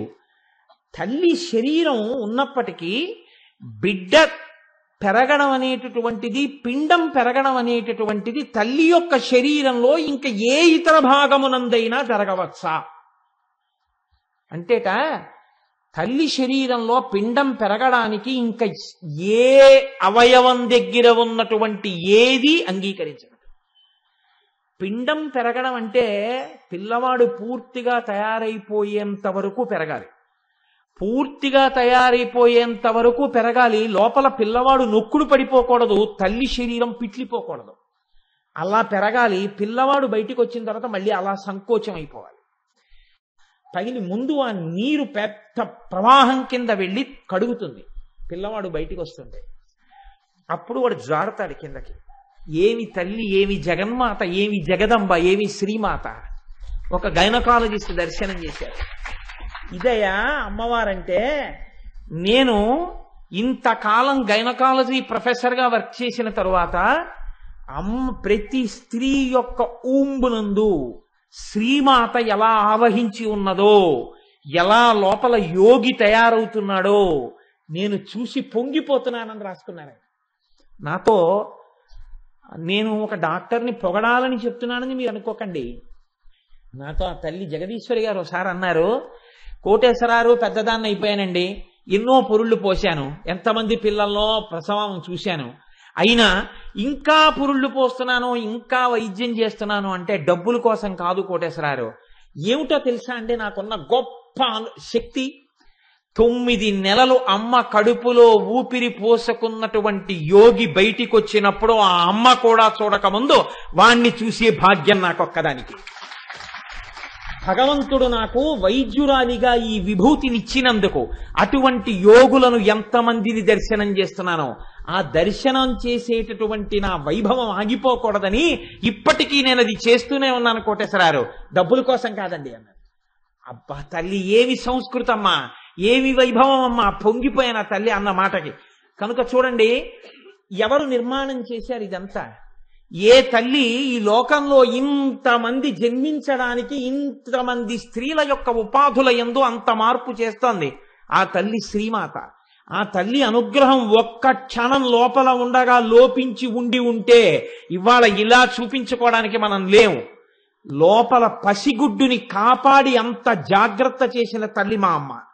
అటువంటి తల్లి అన్నిటికన్నా చాలా ఆశ్చర్యకరమైనటువంటి విషయం ఏమిటంటే, పిల్లవాడు బయటికి రాగానే అమ్మ కడుపులోంచి, అమ్మ యొక్క స్తన్యములోంచి పసుపచ్చటి ముద్ద ఒకటి బయటికి ఊరుతుంది. ఇప్పటి వరకు దాన్ని తయారు చేసిన వాళ్ళు లోకంలో లేరట. దాన్ని డాక్టర్ గారు అన్నారు కోలోస్ట్రమ్ అంటారన్నారు. ఆ కోలోస్ట్రమ్ అని పేరు కలిగినటువంటి ఆ పసుపు ముద్దని వాడికి ఏమీ తెలియని స్థితిలో పళ్ళు లేనటువంటి చిన్ని నోటితో ఎంత ప్రేమో ఏమీ తెలియనటువంటి వాణ్ణి జగన్మాత ఆవహించి, నీ పోషణ, నిన్ను రక్షించడం, నేను నీ అమ్మ యొక్క స్తనముల యందు ప్రకాశిస్తున్నాను రా, అందుకే మనకి దేశంలో నన్ను మన్నించండి, స్త్రీ స్తనములు మాతృదేవత యొక్క స్వరూపంగా నిర్ణయింపబడి ఉత్తర క్షణమునందు నమస్కార యోగ్యములయ్యాయి. అందుకే మీరు ఏ స్తోత్రం చూడండి అమ్మ స్తనాల్ని కీర్తనం చేస్తారు. ఎందుకని అంటే అన్యదృష్టితో కాదు, అదే మాతృస్థానం. ఆ మాతృస్థానమును సప్పరించి ఉండకపోతే ఈ పెదవులు, ఆనాడు మా అమ్మ స్తన్యము నుంచి ఊరినటువంటి కోలోస్ట్రమ్ నేను మింగి ఉండకపోతే ఇవాళ కోటేశ్వరరావు అనబడేటటువంటి ఇంత పెద్ద ఉపాధి ఉండేది కాదు. అది సప్పరించగానే ఉపాధికి కావలసిన బలం వచ్చేస్తుందట. విటమిన్ ఏ, విటమిన్ కే లోపలికి వెళ్ళిపోతాయిట. లోపల ఉన్న ఊపిరితిత్తులు, జీర్ణాశయం అన్నీ పనిచేస్తాయిట. కడుపులో ఉండగా నల్లటి మలం గడ్డల కింద పెరుగుతుందిట. అది బయటికి పంపడం ఎవ్వరి సాధ్యం కాదు. ఆ కోలోస్ట్రమ్ మింగగానే తేలికగా పిల్లవాడు నల్లటి మలాన్ని విసర్జించేసి శరీరంలో ఉన్న మలినాలన్నీ వెళ్ళిపోతాయిట. వాడికి ఏమీ తెలియకుండానే అమ్మ స్తన్యాన్ని మొట్టమొదట చప్పరించినది మొదలు అంతే. వాడికి అమ్మ ఆ భావన నిలబడిపోయి అమ్మ పక్కలో, అమ్మ కడుపులో దూరిపోయి పడుకోవడంలో, అమ్మా నాకు 104 జ్వరం వచ్చిందమ్మా అని చెప్పుకోవడం చేత కాకపోయినా ఆ తల్లి కడుపు ఇలా తగిలితే, గుండెలు తగిలితే ఆనాడు ఆ పసితనంలో అనుభవించినటువంటి భద్రత ఎక్కడుంది నాకు చెప్పండి? ఇన్ని కోట్లు సంపాదించి లేని భద్రత ఆనాడు కన్ను తెరవడం చేత కాని రోజుల్లో అమ్మ కడుపు గుండెలు తగిలితే పరవశించిపోయినటువంటి ఆ పసి హృదయంలో ఉంది. దానికి స్తోత్రం చేయడం చేత కాకలేదు. లేకపోతే నిజంగా అమ్మ మీద ఎన్ని స్తోత్రాలు చేసేసి ఉండేవారో కవులందరూ, ఎన్ని స్తోత్రాలు చేసేసి ఉండేవారో పిల్లలందరూ.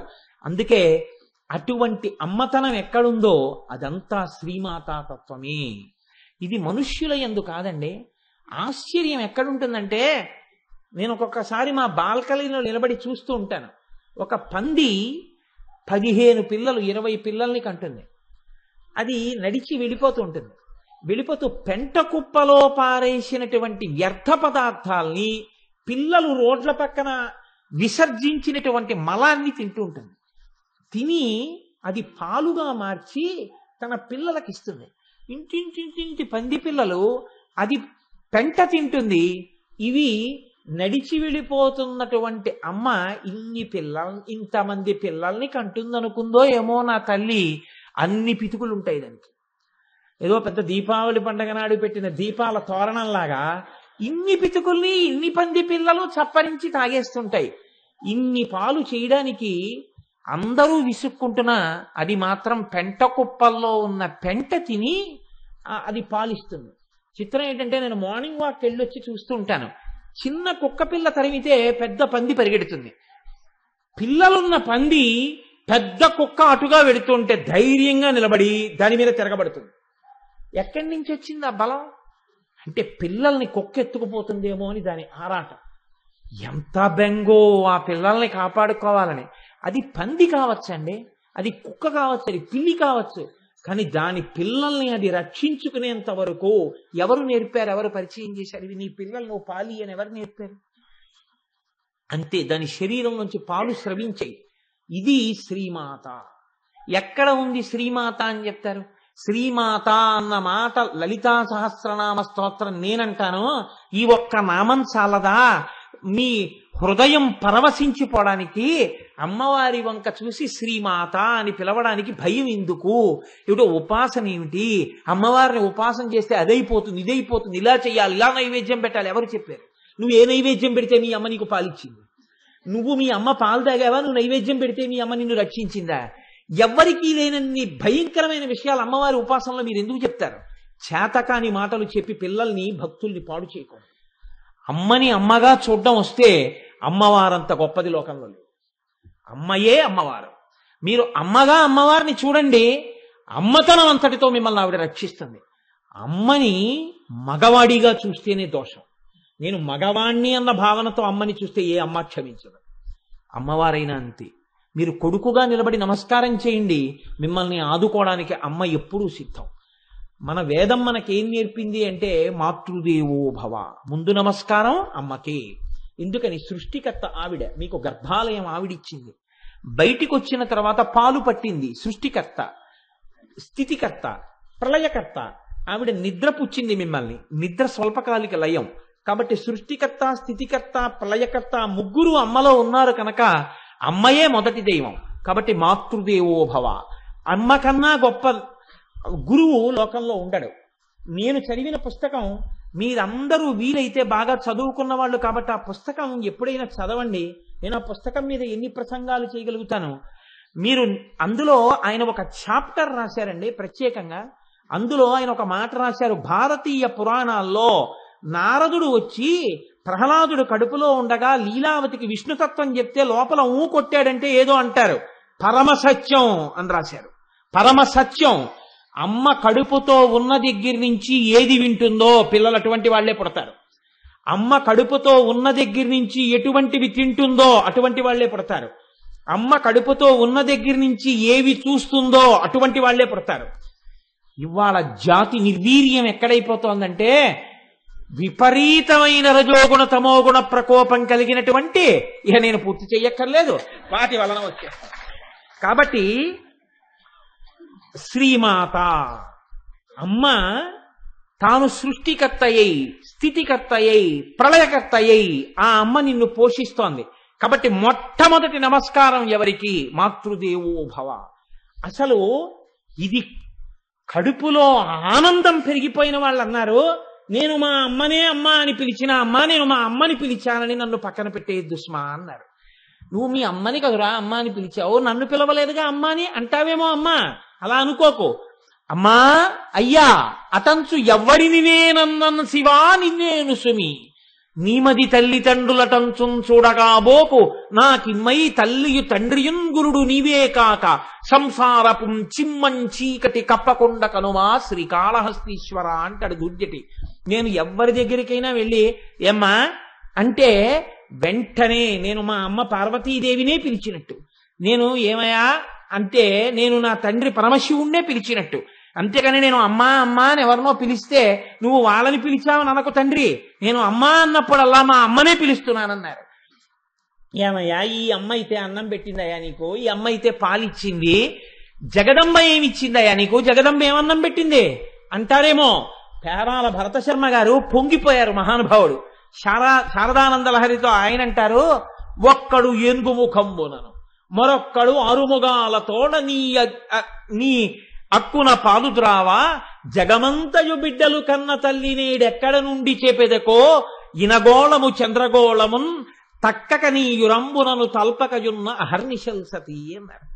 అమ్మా నీకు 2 కొడుకులున్నారు, మేము నీ కొడుకులమేగా, మేము నీ పిల్లలమేగా, ఈ సమస్త పిపీలికాది పర్యంతమనకు నువ్వు తల్లివి కదా, అందుకు కదా నిన్ను అఖిలాండేశ్వరి అని జగన్మాత అని పిలుస్తున్నాం కదా, అమ్మా అంటే నిన్నే కదా అమ్మా పిలుస్తాం.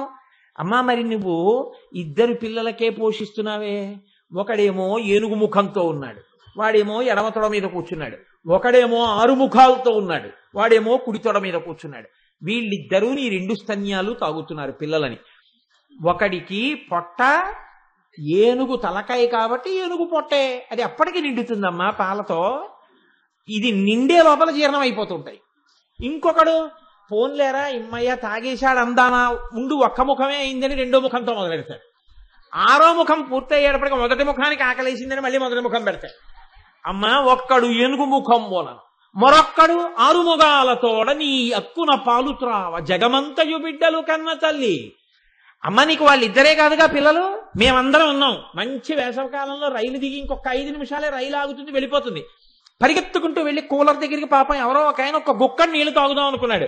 ఉండండి నన్ను ఈ సీసా పట్టేసుకొని ఇవ్వండి అన్నాడు ఒకడు. అది ఎంత ఉంది, నా అంత పొడుగుంటుంది ఆ సీసా.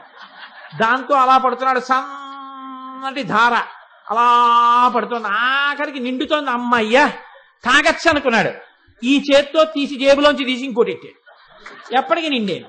అలా 6 ముఖాలతోడ ఒక ఆయన 6 ముఖాలతో తాగుతున్నాడు, ఒక ఆయన ఏనుగు ముఖంతో తాగుతున్నాడు.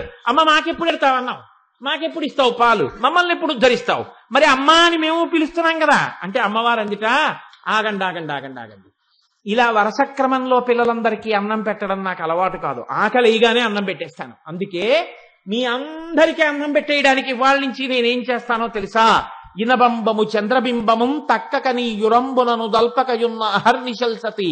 సూర్యగోళాన్ని ఒక స్థానంగా చంద్రగోళాన్ని ఒక స్థానంగా పెట్టుకుంది అమ్మవారు. పగటి పూట సూర్యగోళంతో లోకంలో ఉన్న మొక్కలన్నీ పత్రహరితాన్ని తయారు చేసుకుని కాయగూరలు పళ్ళు ఇవన్నీ సూర్యరశ్మి ఉంటే పండుతాయి.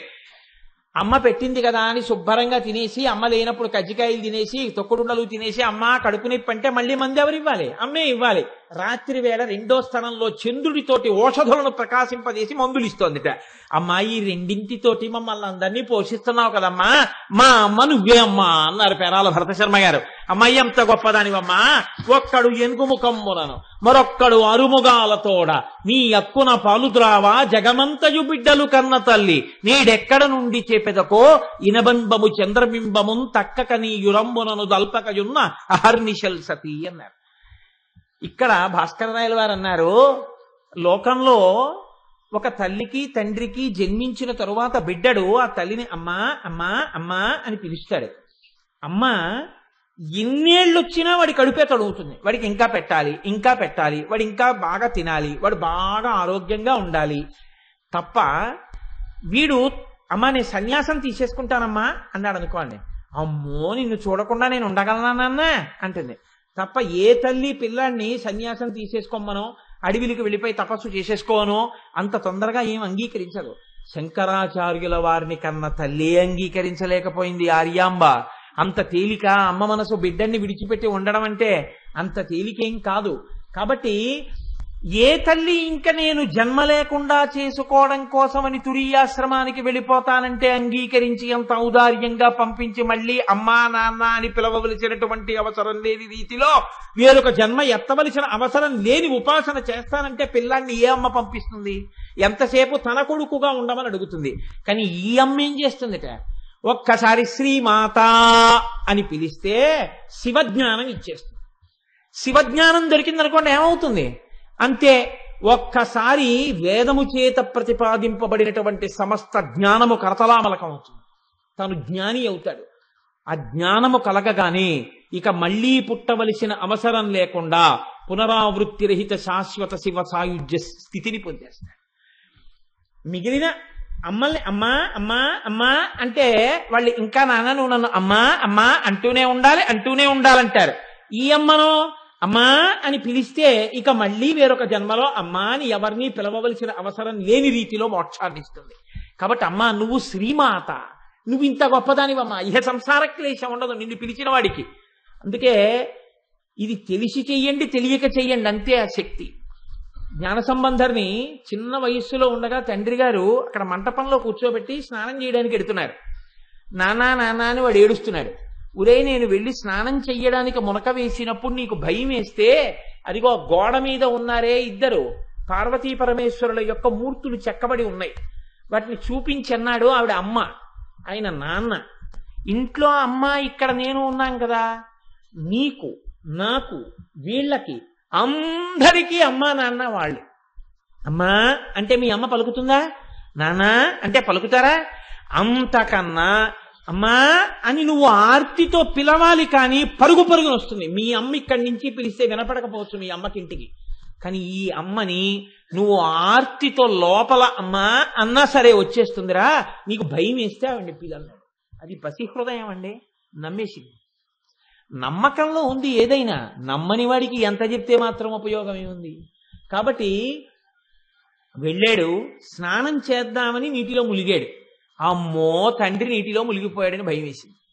ఒక్కసారి గోడ వంక చూశాడు, పిలిస్తే పలుకుతుంది అన్నాడుగా, అందుకని ఆ బెంగతో అమ్మా అమ్మా అన్నాడు. అంతే. పరమశివుడు అన్నాడు, అమ్మా అమ్మా నమ్మి పిలిస్తే కూర్చుంటావే, లేరా అని చెయ్యట్టుకు తీసుకొచ్చాడు. ఇద్దరూ వచ్చేశారు. ఈ పిల్లాడు చూసి అమ్మా అమ్మా అమ్మా అని ఏడుస్తున్నాడు తండ్రి కోసమని. పరమశివుడు అన్నాడు, అమ్మా అమ్మా అని ఏడిచిన పిల్లాడు నోటితో చెప్పుకోవడం రాని పిల్లాడు ఏం చేస్తుంది అమ్మా? వెంటనే పాలు ఇవ్వాలి, వాడు బెంగ తీరడానికి పాలి అన్నాడు. అంటే ఆవిడంది, ఏమిటో చాలా తేలిగ్గా చెప్పేస్తున్నారు పాలిమ్మని, నేను పాలిస్తే మీ జ్ఞానం వస్తుందంది ఆవిడ. నా జ్ఞానమే వచ్చిందో నీ జ్ఞానమే వచ్చిందో, వాడు అమ్మా అన్నాడు, ఏడిచాడు, ఇచ్చే అదే అమ్మతనం అన్నాడు. నాకు ఉందా అమ్మతనం అంది ఆవిడ, పాలిచ్చేస్తుంది. తండ్రి నీటిలోంచి పైకి లేచాడు, పైకి ఎక్కుతున్నాడు తువ్వాలతో తుడుచుకుని. ఇద్దరు అంతర్ధానమైంది. పిల్లవాడి నోటి నిండా పాల చారికలున్నాయి. తండ్రి చూసి అన్నాడు, రే ఎవరి పాలు తాగెవరా దుర్మార్గుడా అన్నాడు. నాన్నగారు మీరే కదా చెప్పారు, పిలిచానండి, అమ్మ వచ్చిందండి, అమ్మ వచ్చి పాలిచ్చింది, తాగాను అన్నాడు. నిజంగా అమ్మ నీకు పాలిచ్చిందిరా అన్నాడు. అవునండి అన్నాడు. ఏవి ధన్యుడివిరా అని ఎత్తుకుని గుళ్ళోకి ఎడుతున్నాడు. వాడు చిన్ని చేతులు తాళం వేస్తూ పత్తికాలు పాడడం మొదలెట్టాడు. అమ్మవారి స్తన్యము నుంచి స్రవించిన పాలు తాగాడు, అంతే జ్ఞానం వచ్చేసింది వాడికి. ఆ చిన్ని చేతులతో పత్తికాలు పాడుతూ ఇలా ఇలా తాళం వేస్తే అరిచేతులు ఎర్రబడ్డాయి. చూడలేక పార్వతీ పరమేశ్వరులు పైనుంచి బంగారు తాళాల కిందకి వదిలేరు. వాడు చిన్నప్పటి నుంచి తాళం వేస్తూ ఆఖరికి పెళ్ళవగానే భార్యతో కలిసి పరమశివుల్లో లీనమైపోయాడు. జ్ఞాన సంబంధాలు అమ్మా అని ఒక్కసారి పిలిచాడు, జ్ఞాన సంబంధాలు అంతే. మొత్తం శైవవాంగ్మయంలో 63 మంది నాయనార్లలో అత్యంత గౌరవాన్ని పొందినటువంటి పెద్ద నాయనారై జ్ఞాన సంబంధర్ అన్న పేరుతో జగద్విఖ్యాతి పొందాడు మహానుభావుడు. మీరు ఏ దేవాలయానికి వెళ్ళండి, 63 మంది నాయనార్లలో వయసులో చిన్నవాడై అంతటి పెద్దరికాన్ని పొందినవాడు జ్ఞాన సంబంధర్. వయసులో అంత పెద్దవాడై జ్ఞాన సంబంధర్ పల్లకి కూడా మోసిన వాడు అప్పర్. ఇద్దరిద్దరే మహానుభావులు. కాబట్టి అటువంటి జ్ఞాన సంబంధర్ ఒక్కసారి అమ్మా అని పిలిస్తే, ఆర్తితో నమ్మి పిలిస్తే అంతే, ఇహ మళ్ళీ జన్మలేదు, ఐక్యం అయిపోయారు. శ్రీమాత అలా పిలవగలిగితే ఇహ జన్మలేదు. కాబట్టి ఇంకా లలితా సహస్రం 999 నామాలు ఏంటండి? శ్రీమాత ఒకటి అర్థమైతే అయిపోయింది అంతే, ఒక్క నామం. ఇప్పుడు చెప్పండి, ఇది వ్యాఖ్యానం అంటే ఏమిటంటే, ఇది అమ్మవారు అందుకు ఎంచుకుంది భాస్కర్ రాయల వారిని. ఆ నామము వెనక ఉన్నటువంటి శక్తిని వినడం చేత మీరు శ్రీమాత అన్నప్పుడు, ఇప్పుడు కనుక శ్రీమాత శ్రీ మహారాజ్ని శ్రీమత్ సింహాసనేశ్వరి అనగలరా? శ్రీమాత అని ఆగుతారు ఒకసారి. అబ్బా ఏమమ్మా, ఓ శివాలయంలో కూర్చుని మీరు లలితా సహస్ర పారాయణం చేస్తున్నారు అనుకోండి, మీకు ఎదురుగుండా అమ్మవారు కనపడుతోంది అనుకోండి, తలంచుకుని శ్రీమాత శ్రీ మహారాజ్ని శ్రీమత్ సింహాసనేశ్వరి అనగలరా కాచాయని గారు? శ్రీమాత అని ఆగుతారు ఒకసారి. ఆ ఆనంద ఝరుస్తుంది లోపల. ఇలా రావడానికి కారణం దాని వైభవం ప్రకాశించింది హృదయంలో. కనుక అమ్మా అని పిలిస్తే చాలు, ఇక మళ్ళీ అమ్మా అని పిలవవలసిన అవసరం తీయగలిగిన తల్లి, ఇక మళ్ళీ జన్మలేనితనాన్ని ఇవ్వగలిగిన తల్లి. ఈ భావాన్ని పునికి పుచ్చుకున్నారండి అందరూ. ఎవరికి అమ్మవారి అనుగ్రహం కలిగిందో వారందరి నోటి వెంట ఇటువంటి మాటలే వచ్చాయి. మీకు నేను ఒక ఉదాహరణ చూపిస్తాను. శ్రీకృష్ణ కర్ణామృతంలో లీలాశుకుడు ఒక శ్లోకం చేస్తాడు. అందులో అంటాడు, అయం క్షీరాంభో దేహే పతిరితి గవాం పలకయితి శ్రితోస్మాభిక్షీరోపనయన ధియా గోపతనయః అనేన ప్రత్యూహో వ్యరచి సతతం జనజననీ స్తనాదప్యస్మాకం సకృదపి పయో దుర్లభమభూత్. ఓ కృష్ణ, నువ్వు శ్రీ మహావిష్ణువుగా పాలసముద్రంలో పడుకుంటావని కోరి కోరి నందుడికి కుమారుడిగా నందవ్రజానికి వచ్చావు కాబట్టి ఎప్పుడూ ఆవుల వెంట దూడల వెంట తిరుగుతూ గో సంబంధములు కలిగిన వాడివని, ఎప్పుడూ వెన్న దొంగలిస్తూ ఉంటావని, నందుడి యొక్క కుమారుడు కనుక ఇంటి నిండా పాలు పెరుగు ఉంటాయని నిన్ను నమ్మి మిగిలినవి దొరికినా దొరకపోయినా పాలు దొరికితే జీవనానికి ఇబ్బంది ఉండదు కదా, కృష్ణుని నమ్ముకుంటే పాలు దొరకవా అని నీ పాదాలు పట్టుకున్నందుకు అమ్మ పాలు కూడా దొరకకుండా చేశావయ్యా అన్నాడు లీలాశకుడు. అమ్మ పాలు కూడా దొరకకుండా చేశావంటే ఏంటి? ఇంకొకసారి అమ్మ పాలు తాగవలసిన అవసరం లేదు, అంటే వేరొకసారి జన్మ లేదు. పాలతో సంబంధం ఉన్న నువ్వు నిన్ను నమ్మి స్తోత్రం చేస్తే ఇంకొకసారి అమ్మ పాలే తాగకుండా దరిద్రుణ్ణి చేశావు అన్నాడు. అంటే దరిద్రుణ్ణి చేశావు కాదు, ఇంకొకసారి జన్మనెత్తకుండా చేశావు. ఈ భావన ప్రచోదనం కావాలంటే అమ్మవారి అనుగ్రహం వశిన్యాది దేవతలకు వచ్చినట్టు భాస్కరరాయల వారికి వచ్చినట్టు వస్తే ఏ తత్వంలోనైనా అలా దర్శనం చేశారు పెద్దలైన వారు. కాబట్టి చూడండి, ఇది శ్రీమాత. శంకర భగవత్పాదులు అంటారు సౌందర్యలహరిలో, గిరామాహుర్దేవీం ద్రుహిణ గృహిణీం అగమవిదో హరే పత్నీం పద్మాం హరసహచరీమద్రితనయాం తురీయా కాపిత్వం దురధిగమని సీమ మహిమా మహామాయా విశ్వం భ్రమయసి పరబ్రహ్మ మహిషి. ఇదొక చమత్కారమైనటువంటి శ్లోకం. ఇందులో అమ్మవారిని తీసుకెళ్లి మహామాయా స్వరూపంగా సౌందర్యలహరిలో శంకరాచార్యుల వారు పరబ్రహ్మమునకు మహిషిగా చెప్పారు. అంటే రాజ్ఞిగా కాకుండా ఆయన భార్యగా చెప్పారు. ఇందులో అంటారు, గిరామాహుర్దేవీం ద్రుహిణ గృహిణీం ఆగమవిదో. ఆగమవిదో అమ్మ నేను చెప్పట్లేదమ్మా, వేదములను క్షుణ్ణంగా అర్థం చేసుకున్న వాళ్ళు చెప్తున్నారు. ఏమని? నువ్వే చతుర్ముఖ బ్రహ్మగారి యందు సృష్టి శక్తిగా ఉంటావు. అందుకని సరస్వతి, ఆయనకి జ్ఞానశక్తి ఉండాలి, సృష్టికి వేదముల యొక్క జ్ఞానం ఉండాలి. అందుకని 4 ముఖాలతో 4 వేదాలను వల్లించగలిగిన శక్తివై నాలుక మీద సరస్వతిగా ఉంటావు. నువ్వే హరిసహచరీ పద్మనిలయాం, శ్రీ మహావిష్ణువుకి శక్తి స్వరూపంగా పద్మాలయవై లక్ష్మిగా ఉంటావు. నీవే రుద్రుడికి శక్తిగా పార్వతిగా ఉంటావు. అద్రితనయాం, అద్రి అంటే కొండ, కొండ యొక్క కూతురు. నీకు తండ్రినైతి నాకింత చాలదే ఇది మహాద్భుతంబు ఇందువదన అంటాడు కొండలరాయుడు అందులో. కాబట్టి ఆ వీరభద్ర విజయం పోతన గారి అలా కొండకి కూతురు కాబట్టి పార్వతీదేవి, పర్వతరాజపుత్రి పార్వతీదేవి రుద్రుడి యొక్క శక్తి. బ్రహ్మగారి శక్తి అయిన సరస్వతిగా ఉన్నా నువ్వే, విష్ణుమూర్తి యొక్క శక్తి లక్ష్మిగా ఉన్నా నువ్వే, రుద్రుడి యొక్క శక్తి అయిన పార్వతిగా ఉన్నా నువ్వే. ఉన్నది ఆ శక్తే. ఫ్యాన్లో కెడితే తిప్పుతోంది, లైట్లో కెడితే వెలిగిస్తోంది, హీటర్లో కెడితే అన్నం వండుతోంది, అది లేకపోతే ఇంట్లో ఓవెన్గా ఉంటే మీకేమో వేడిగా ఇస్తోంది, ఎయిర్ కండిషనర్లో ఉంటే చల్లగా ఉంటుంది. ఉన్న ఆ శక్తి ఒక్కొక్క దాని యందు ఒక్కొక్కటిగా ప్రకాశించినట్టు, ఒక్కొక్క విభూతిని వ్యక్తం చేసినట్టు విష్ణువు యందు స్థితికార శక్తిగా లక్ష్మిగా, బ్రహ్మగారి యందు సృష్టి శక్తిగా సరస్వతిగా, రుద్రుని యందు లయకార శక్తిగా పార్వతిగా, అమ్మ 3 రకాలుగా ప్రకాశిస్తున్న తల్లివి నువ్వే.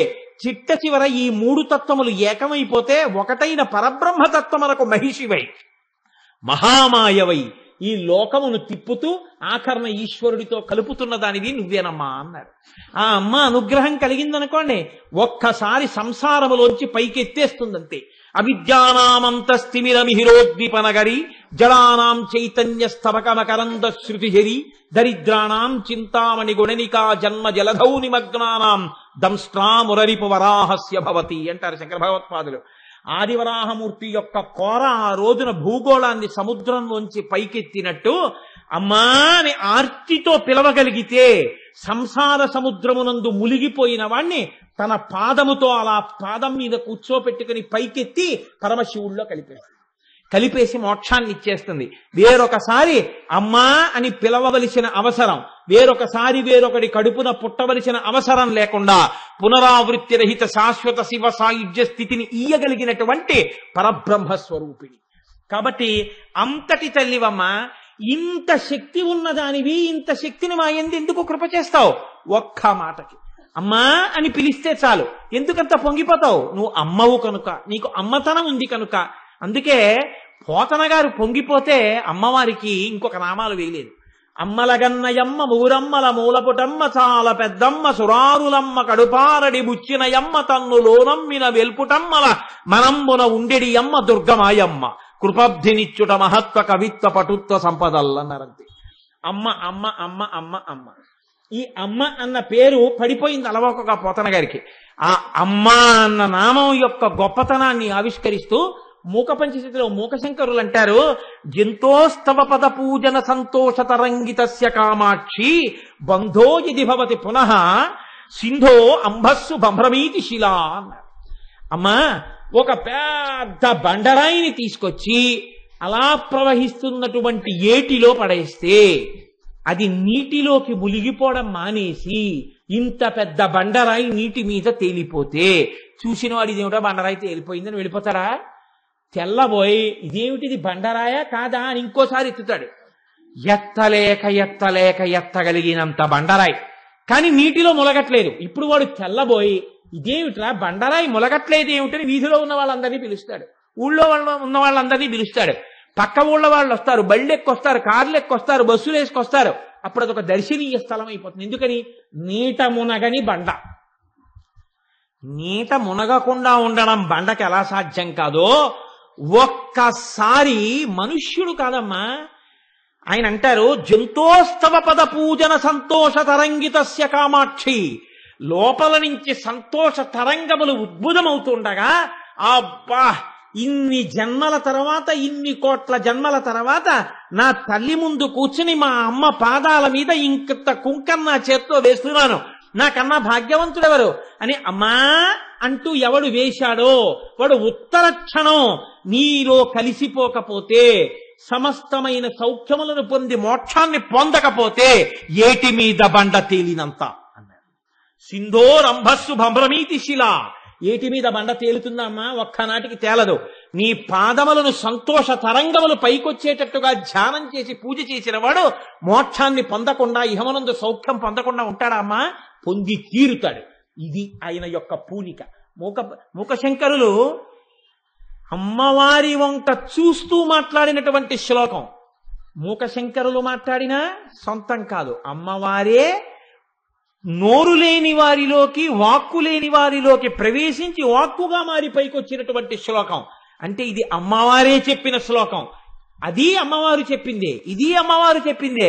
శంకరులలోంచి వచ్చిన సౌందర్యలహరి అమ్మవారు చెప్పిందే.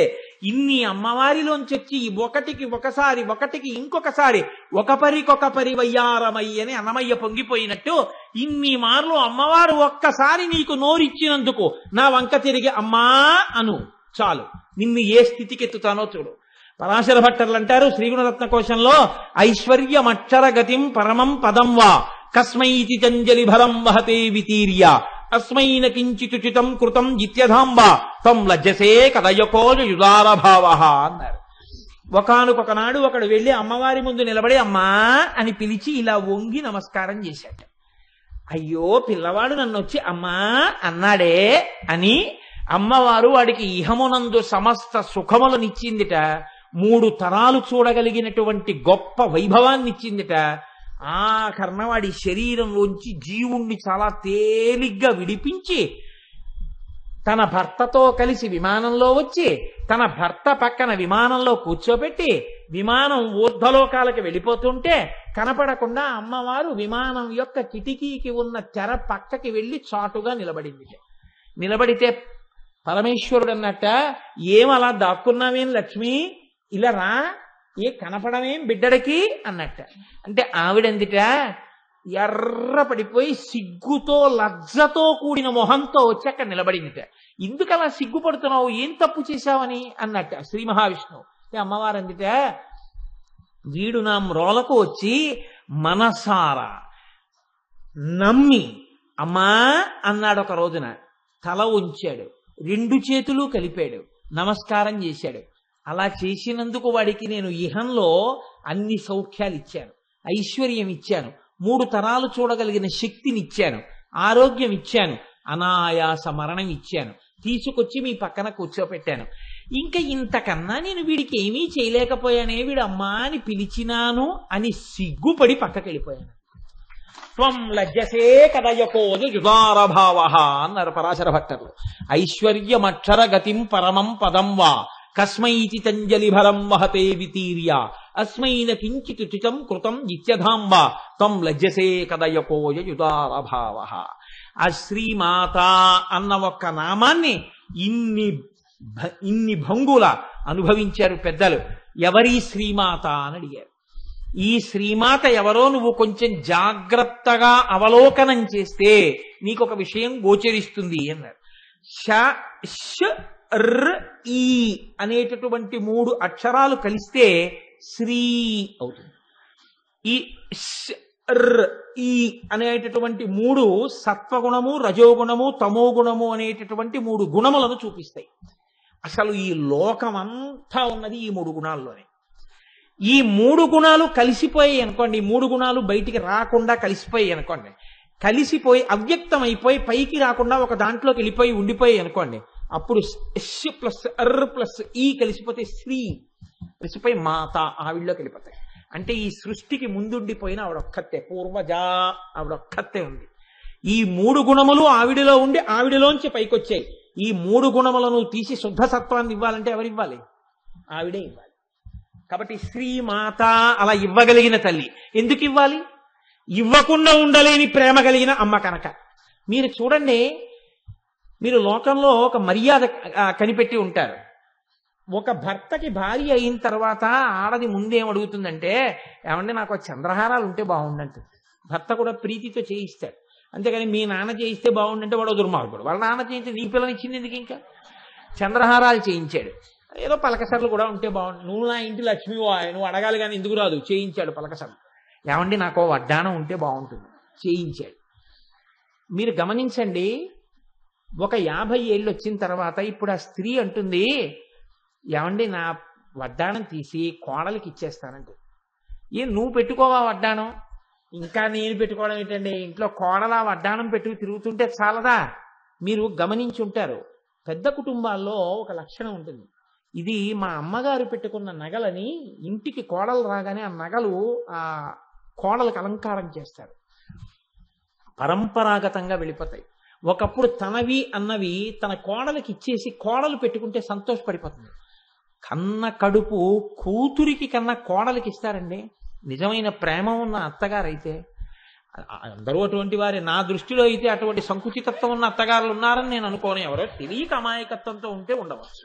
కాబట్టి అమాయకత్వం తొలగిపోతుంది, అజ్ఞానం లోపల గాఢంగా ఉండిపోతే ప్రమాదంగా. కాబట్టి చూడండి, ఇప్పుడు అసలు ఆ తత్వంలోనే ఆ లక్షణం ఉంటుంది. అమ్మవారికి ఉన్నటువంటి లక్షణం కూడా ఏమిటంటే, మీరు ఇది చెప్తే చాలు, అమ్మ నేను ఈ గుణాలు నాలో ఉండడం వల్ల నేను చాలా బాధపడిపోతున్నానమ్మా, చాలా కష్టపడిపోతున్నానమ్మా అని మీరు నిజాయితీగా అమ్మవారితో చెప్తే చాలు. ఇది అమ్మవారు ఈ లోకానికి ఇచ్చినటువంటి గొప్ప కటాక్షం. అదేమిట్రా నీ బుర్రా, ఏమిటా ఆ ఉపన్యాసం చెప్పడం, కటాక్షం ఏమిటి, ఇవన్నీ ఉండడం అంటారేమో మీరు. నేను మీకు ఒక ఉదాహరణ చెప్తాను. ఇది నేను తరచూ చెప్తూ ఉంటాను ఈ ఉదాహరణ. అదేం నా సొంతమేం కాదు, జగద్గురువులది. ఒకానొక రాజు యుద్ధం చేస్తున్నాడు యుద్ధభూమిలో.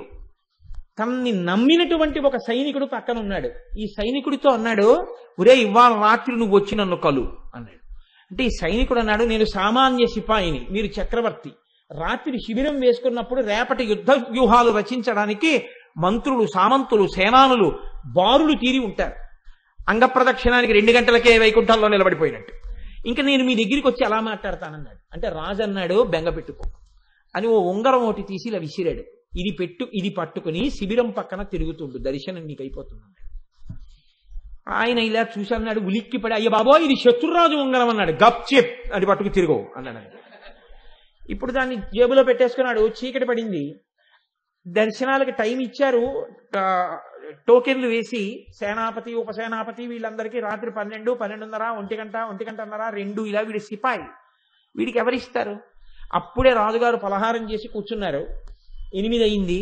వీడి శిబిరం పక్కన అలా అలా అలా అలా తచ్చి ఆడుతున్నాడు. గభాలను వెళ్ళి పట్టుకున్నారు. అసలే యుద్ధభూమి, రాజుకి ఆపద వస్తున్నాను. జేబులు వెతికారు, శత్రురాజు ఉంగరం దొరికింది. అందరినీ ఆపేశారు. ముందు వీడిని రాజుగారి దగ్గరికి తీసుకెళ్ళండి, ఎవరు తీసుకెడితే వాడికి ప్రమోషన్. ముందు వీడిని గబగబా తీసుకెళ్లారు, మంత్రిని కూడా ఆపి, మహారాజా శత్రురాజు ఉంగరంతో తిరుగుతున్నాడు, పట్టుకొచ్చాం. ఆహా, ఏదా ఉంగరం తీసుకున్నారు, మీరు బయటికి వెళ్ళండి. ఇంకే ఉంది, ఇలా చంద్రహాసం తీసి కొట్టేస్తాడు. మనం లోపలికి వెళ్ళి ఆ శరీరాన్ని తీసుకెళ్ళిపోవడం. ఇప్పుడు రాజు వాడితో 20 నిమిషాలు మాట్లాడి బయటికి పంపించాడు. వాడు ముసి నవ్వులు నవ్వుతూ వెళ్ళిపోతాడు. ఎరా నేనేం చేయలేదా అన్నారు. గప్చి, నీకు అనవసరం, నాకు రాజుగారికి సంబంధించిన విషయం. ఇప్పుడు వాడు రాజుగారికి ఆంతరంగికుడైపోయాడు. దేనివల్ల అయ్యాడు మీరు చెప్పండి? శత్రురాజు ఉంగరం చేతిలో ఉంది, అది శత్రురాజు ఉంగరం అని వాడికి తెలిసింది. అదొక్కటే. అది మన రాజుగారి ఉంగరం అంటే లైన్లో నించుని ఉండేవాడు. అది శత్రురాజు ఉంగరము అని వాడు తెలుసుకోగానే వాడు రాజుగారి శిబిరంలోకి వెళ్ళిపోయాడు. 3 గుణముల వలన లోపల నుంచి కలిగేటటువంటి కామక్రోధ లోభ మద మోహమాత్సర్యములు నా శత్రువులు అని మీరు గుర్తించి అమ్మవారిని ప్రార్థిస్తే చాలు. శ్రీమాత 3 ఉపసంహారం చేసి, శత్రురాజ ఉంగరం వల్ల బాధపడుతున్నావా నాన్న అని మిమ్మల్ని ఆవిడ పాదాల దగ్గరికి లాగేస్తుంది. కాబట్టి శ్రీమాత 3 మడత పెట్టి తనలోకి తీసుకోగలిగినది, 3 మడత విప్పి పైకి వదలగలిగినది. కాబట్టి ఆవిడ తిప్పనూగలదు, లోపలికి తీసుకోనూగలదు. ఇది శ్రీమాత. ఈ 3 కలిస్తే కాదు. సత్వము, రజస్సు, తమస్సు గుణములు నిజంగా భగవంతుడికి ఉంటాయని కాదు, కానీ భగవంతుడు అటువంటి కర్తవ్యనిష్ట కలిగినప్పుడు బ్రహ్మగా, విష్ణువుగా, రుద్రుడిగా ప్రకాశిస్తాడు 3 రూపాలతో. కానీ 3 రూపాలతో ప్రకాశించేది ఒక్కడే. ఈ తత్వం మీరు గమనించాలి. మీరే రేపు ఉదయం మా ఇంటికి వచ్చి, అంటే మా ఇంటికి ఉదయం రమ్మని కాదు నా ఉద్దేశం, ఎవరూ రాకపోతేనే నాకు ఎక్కువ సంతోషం. ఉదయం నేనేదో ధావళి కట్టుకుని సంధ్యావందనం చేసుకున్నాను అనుకోండి, మీరు వెంటనే అలా చూసి, నిన్న పంచె కట్టుకున్నాడు, ఇవాళ ధావళి కట్టుకున్నాడు, వాడు వీడు కాదేమో, నిన్న లాల్చీ వేసుకున్నాడు, ఇవాళ మీద ఏమీ లేదు, ఉత్తరీయం ఎడంబుదం మీద వేసుకున్నాడు, చొక్కా లేదు, బనీన్ లేదు, వాడు వీడు కాడేమో అని మీరు ఇలా లెక్కలు కట్టి ఆఖరికి ఇదైపోతుంటే, ఏమమ్మా ఇలా వచ్చారు అన్నాను అనుకోండి, మీరు కోటేశ్వరారేనా? అదేటమ్మా అనుమానం ఎందుకు వచ్చింది? మరి ఏమిటి అలా ఉన్నారు? అదేటమ్మా ఇప్పుడు సంధ్యావందనం చేసుకుంటున్నాను, ఇలాగే ఉంటాను. ఓహో, ఇంకా కాసేపు ఆగి 10:30కో ఎప్పుడో ఓవర్ బ్రిడ్జి మీద చూస్తే ఓ ప్యాంటు, చొక్కా, షూ వేసుకుని మోటార్ సైకిల్ మీద హెల్మెట్ ఇట్టుకు వెళ్ళిపోతుంటారు. అరేదే నిన్న పంచె కట్టుకున్నాడు, ఇదే ఇలా వెళ్ళిపోతున్నాడు వీడు అన్నాను అనుకోండి. అంతే, నేను అప్పుడు ఉద్యోగానికి పోతున్నాను, అలాగే ఉంటాను. మరి హెల్మెట్ ఎటుకు పోతుంటాను, పెట్టిన రూలు ఏం చేస్తాను, గుమ్మడికాయ నెత్తి మీద ఎటుకు పోవాలి, వెళ్ళిపోతుంటాను. వాడే ఓ పెట్రోల్ బంక్ లో పెట్రోల్ కొట్టించుకుంటున్నాడు అనుకోండి, అయ్యో ఇదేంటి లలితా సహస్రం చెప్పిన ఆయన పెట్రోల్ కొట్టించుకోవడం అని మీరు అనకూడదు. నేను పెట్రోల్ కొట్టించుకోను ఏంటి, నా బండికి కొట్టించుకుంటాను. నేనే రైతు బజార్లో కూరలు కొనుక్కుంటూ కనపడతాను, అప్పుడు నేను ఒక గృహస్థు. నేనే మళ్ళీ సాయంకాలం అయ్యేటప్పటికి ఒక పంచాలు ఆల్చి పెద్ద కుర్చీ, ఆ గోపాలకృష్ణ గారు మైక్లో పూజ గురువులు రావాలని పిలవడం, 2 దండలు, నేను మొదలు ప్రార్థనా శ్లోకాలు. ఇన్ని పాత్రలు వేసిన వాడు ఎవరు? నేనే. ఈశ్వరుడే 3 పాత్రలు వేస్తాడు, సృష్టికర్తగా బ్రహ్మ, స్థితికర్తగా విష్ణువు, లయకర్తగా రుద్రుడు. మీకు ఎందుకంత బెంగ? వాడే వీడు. అంతేకాని అదేంటే ఆఫీస్కి వెళ్తున్న కోటేశ్వరరావు చూసి, చిచి దుర్మార్గుడా, ఎంత సహ్యంగా ఉన్నారా, నేను ఇలా చూడలేకపోతున్నాను రా, నీ బతుకేచ్చా, ఏ పంచకట్టుకు తిరగలేవురా అన్నారనుకోండి, బాధపడేది నేను కాదేంటి, ఇదేంటి ఉద్యోగానికి వెళ్తూ మరి ప్యాంట్ వేసుకోనా అని బెంగ పెట్టుకు బాధపడేది నేనే. రేపు రాగానే, ఇప్పుడు శుభ్రంగా ఉన్నారా, ఎంత చక్కగా ఉన్నారా, ఇలా పంచకట్టుకుని ఉండొచ్చు కదరా అన్నారనుకోండి, పొగిపోతానేంటి, ఇది ఎక్కడ కూడా వచ్చి పడింది రోజు అప్పుడు బెంగే. సృష్టికర్తగా కీర్తన చేసి స్థితికర్తగా తిట్టి, స్థితికర్తగా కీర్తన చేసి లయకర్తగా తిట్టి, లయకర్తగా కీర్తన చేసి స్థితికర్తగా తిట్టినా మీరు చేసే తిట్లు నిందలు పడలేక నీ జ్ఞానం ఇప్పుడు వస్తుందిరా అని ఆయన ఏడుస్తాడు. కాబట్టి ఉన్నది ఎవరు? ఈ ముగ్గురు 3 కార్యములు నిర్వహించడానికి 3 రకములైన శక్తులనిచ్చిన అమ్మ ఎవరుందో ఆవిడ శ్రీమాత. ఆయన సృష్టికర్తగా సృష్టి చెయ్యగలుగుతున్నాడంటే శక్తి ఆవిడిచ్చింది. మీకు ఒక్కటే గుర్తండి, ఒక ఆవిడ చాలా జాగ్రత్తగా చక్కగా కత్తి పట్టుకుని ఆపరేషన్ చేసి కడుపులో విన్న పిల్లాన్ని బయటికి తీసేస్తాం. మీరు జాగ్రత్తగా చూసి ఈవిడ దగ్గర పదునైన కత్తి పట్టుకుంటే ఈవిడ పిల్లవాడిని పైకి తీయగలిగింది అని రైతు బజార్లో పనస పొట్టు కొట్టుకుంటున్న వాడి దగ్గరికి వెళ్ళి ఆపరేషన్ చేయించారు కదా. వాడు వేరు, ఆవిడ వేరు. ఆవిడ విభూతి ఆవిడదే. కత్తి పట్టుకున్న వాళ్ళందరూ ఆపరేషన్ చేసేవాళ్ళేం కారు లోకంలో. అలాగే సృష్టికర్త, స్థితికర్త, ప్రళయకర్త అని చెప్పినప్పుడు ఎవరికి కావలసిన శక్తిని వారికి అమ్మవారు ఇస్తుంది. సృష్టి చేసే శక్తిని బ్రహ్మకి తనలోంచి ఇస్తుంది. ఒకడొక కుర్చీలో కూర్చుంటాడు, ఆయనదా శక్తి, ఆ కుర్చీదా శక్తి. కుర్చీది శక్తి. ఆయన కుర్చీలో కూర్చున్నాడు కాబట్టి ఆయనది ఆ పవర్. కాబట్టి ఎందుకు భయం, ఎందుకు ఆయన్ని చూస్తే నమస్కారం అంటే ఆయనకి కాదు నమస్కారం. ఎవడైనా వెర్రేడు లోకంలో వాడికి నమస్కారం పెడుతున్నాడు, వాడిని పొగుడుతున్నాడు అనుకుంటే వాడికన్నా వెర్రేడు ప్రపంచంలో ఇంకోటి లేడు. వేదం అలా చెప్పలేదు. అధికారి యందు విష్ణువాంశని చూసి నమస్కరిస్తున్నాం. వ్యక్తిగా వాడికి ఏం నమస్కారం కాదు. వ్యక్తిగా వాడిలోని ఈశ్వరుడికి నమస్కారం. వాడు ఒక అధికార సింహాసనం మీద కూర్చుంటే అలా కూర్చునే యోగ్యత పరమాత్మ వాడికి విష్ణువాంశతో పరిపాలకత్వం ఇచ్చాడని నమస్కారం. విష్ణువాంశకి నమస్కారం తప్ప నీకు నమస్కారం లేదు. నీకుగా ఏ సన్మానం ఇవ్వం. నీకు విష్ణువాంశ ఉంది కాబట్టి సన్మానం చేస్తాం. నీకు విష్ణువాంశ ఉంది కాబట్టి నీకు ఆ గౌరవం ఇస్తాం. అలాగే వేదం చదివితే బ్రహ్మగారి అంశ ఉంది కాబట్టి గౌరవిస్తాం. అలాగే లయకారకత్వం రుద్రాంశగా గౌరవం ఇస్తాం. కాబట్టి 3 శక్తులు ముగ్గురికి ఇస్తే ఆ 3 శక్తులకి 3 పేర్లతో వచ్చి కూర్చుంది ఆవిడ. ఆయనే కలెక్టర్ గారు, పన్నులు వసూలు చేస్తాడు కలెక్టర్. ఆయనే మెజిస్ట్రేట్, ఒక చోటకెళ్ళి కూర్చున్నప్పుడు ఆయన మెజిస్ట్రేట్ గా ఉంటాడు ఒక హాల్లో. ఒక్క ఆయన ఎందే ఇన్ని రకాల శక్తులు ఎలా ఉంటాయి అంటే ఇన్ని శక్తులు ఆయన యందు అధికారముగా ఉన్నాయి. ఆయన్ని కలెక్టర్ గా తీసేసి ఎక్కడో సెక్రటరీగా ట్రాన్స్ఫర్ చేశారు. ఇప్పుడు ఆయనకి ఈ శక్తులన్నీ మెజిస్ట్రేట్ గా ఉంటాయా? ఉండవు. ఆయనకి అక్కడ శక్తులు వస్తాయి. ఎలా వచ్చాయి? కూర్చునే కుర్చీని బట్టి వచ్చాయి. బ్రహ్మకి బ్రహ్మశక్తి, విష్ణువుకి విష్ణుశక్తి, శివుడికి శివశక్తి ఎక్కడి నుంచి వచ్చాయి? అమ్మవారు ఆ శక్తుల్ని ఇచ్చింది. కాబట్టి 3 శక్తులను ఇచ్చిన ఆదిశక్తి ఎవరుందో ఆవిడ ముగురమ్మల మూలపుటమ్మ, ఆవిడ శ్రీమాత.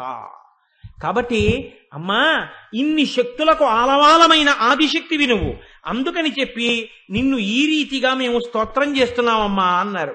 ఇటువంటి తల్లి ఎవరున్నదో ఈ తల్లియే ఇంతమందిలో ఇన్ని శక్తులను ప్రవేశపెట్టి ఈ లోకాలన్నీ కదిలేటట్టుగా, ఈ లోకాలన్నీ తయారయ్యేటట్టుగా చేస్తున్నది. ఆవిడ సంకల్పము చేతనే లోకంలో ఊహించడానికి వీలు లేనటువంటి సంఘటనలు జరుగుతుంటాయి. ఒక ఆయన కుండలో పుడతాడు. కుండలో పుట్టడం ఏమిటండి అనుకుంటాం. ఆయన అయోనిజుడుగా కుండలో ఎందుకు పుట్టాలో అమ్మవారికి తెలుసు. పుట్టించిన తల్లి కుండలో పుట్టినటువంటి వాడు లేపు లోకానికి చెయ్యవలసినటువంటి ఉద్ధరణని ముందే లెక్క కట్టి ఒకడిని కుంభ సంభవుణ్ణి చేసింది. ఆయనే లలితా సహస్రనామ స్తోత్ర ఉపదేశం పుచ్చుకున్నవాడై మనందరికీ లలితా సహస్రాన్ని అందించాడు.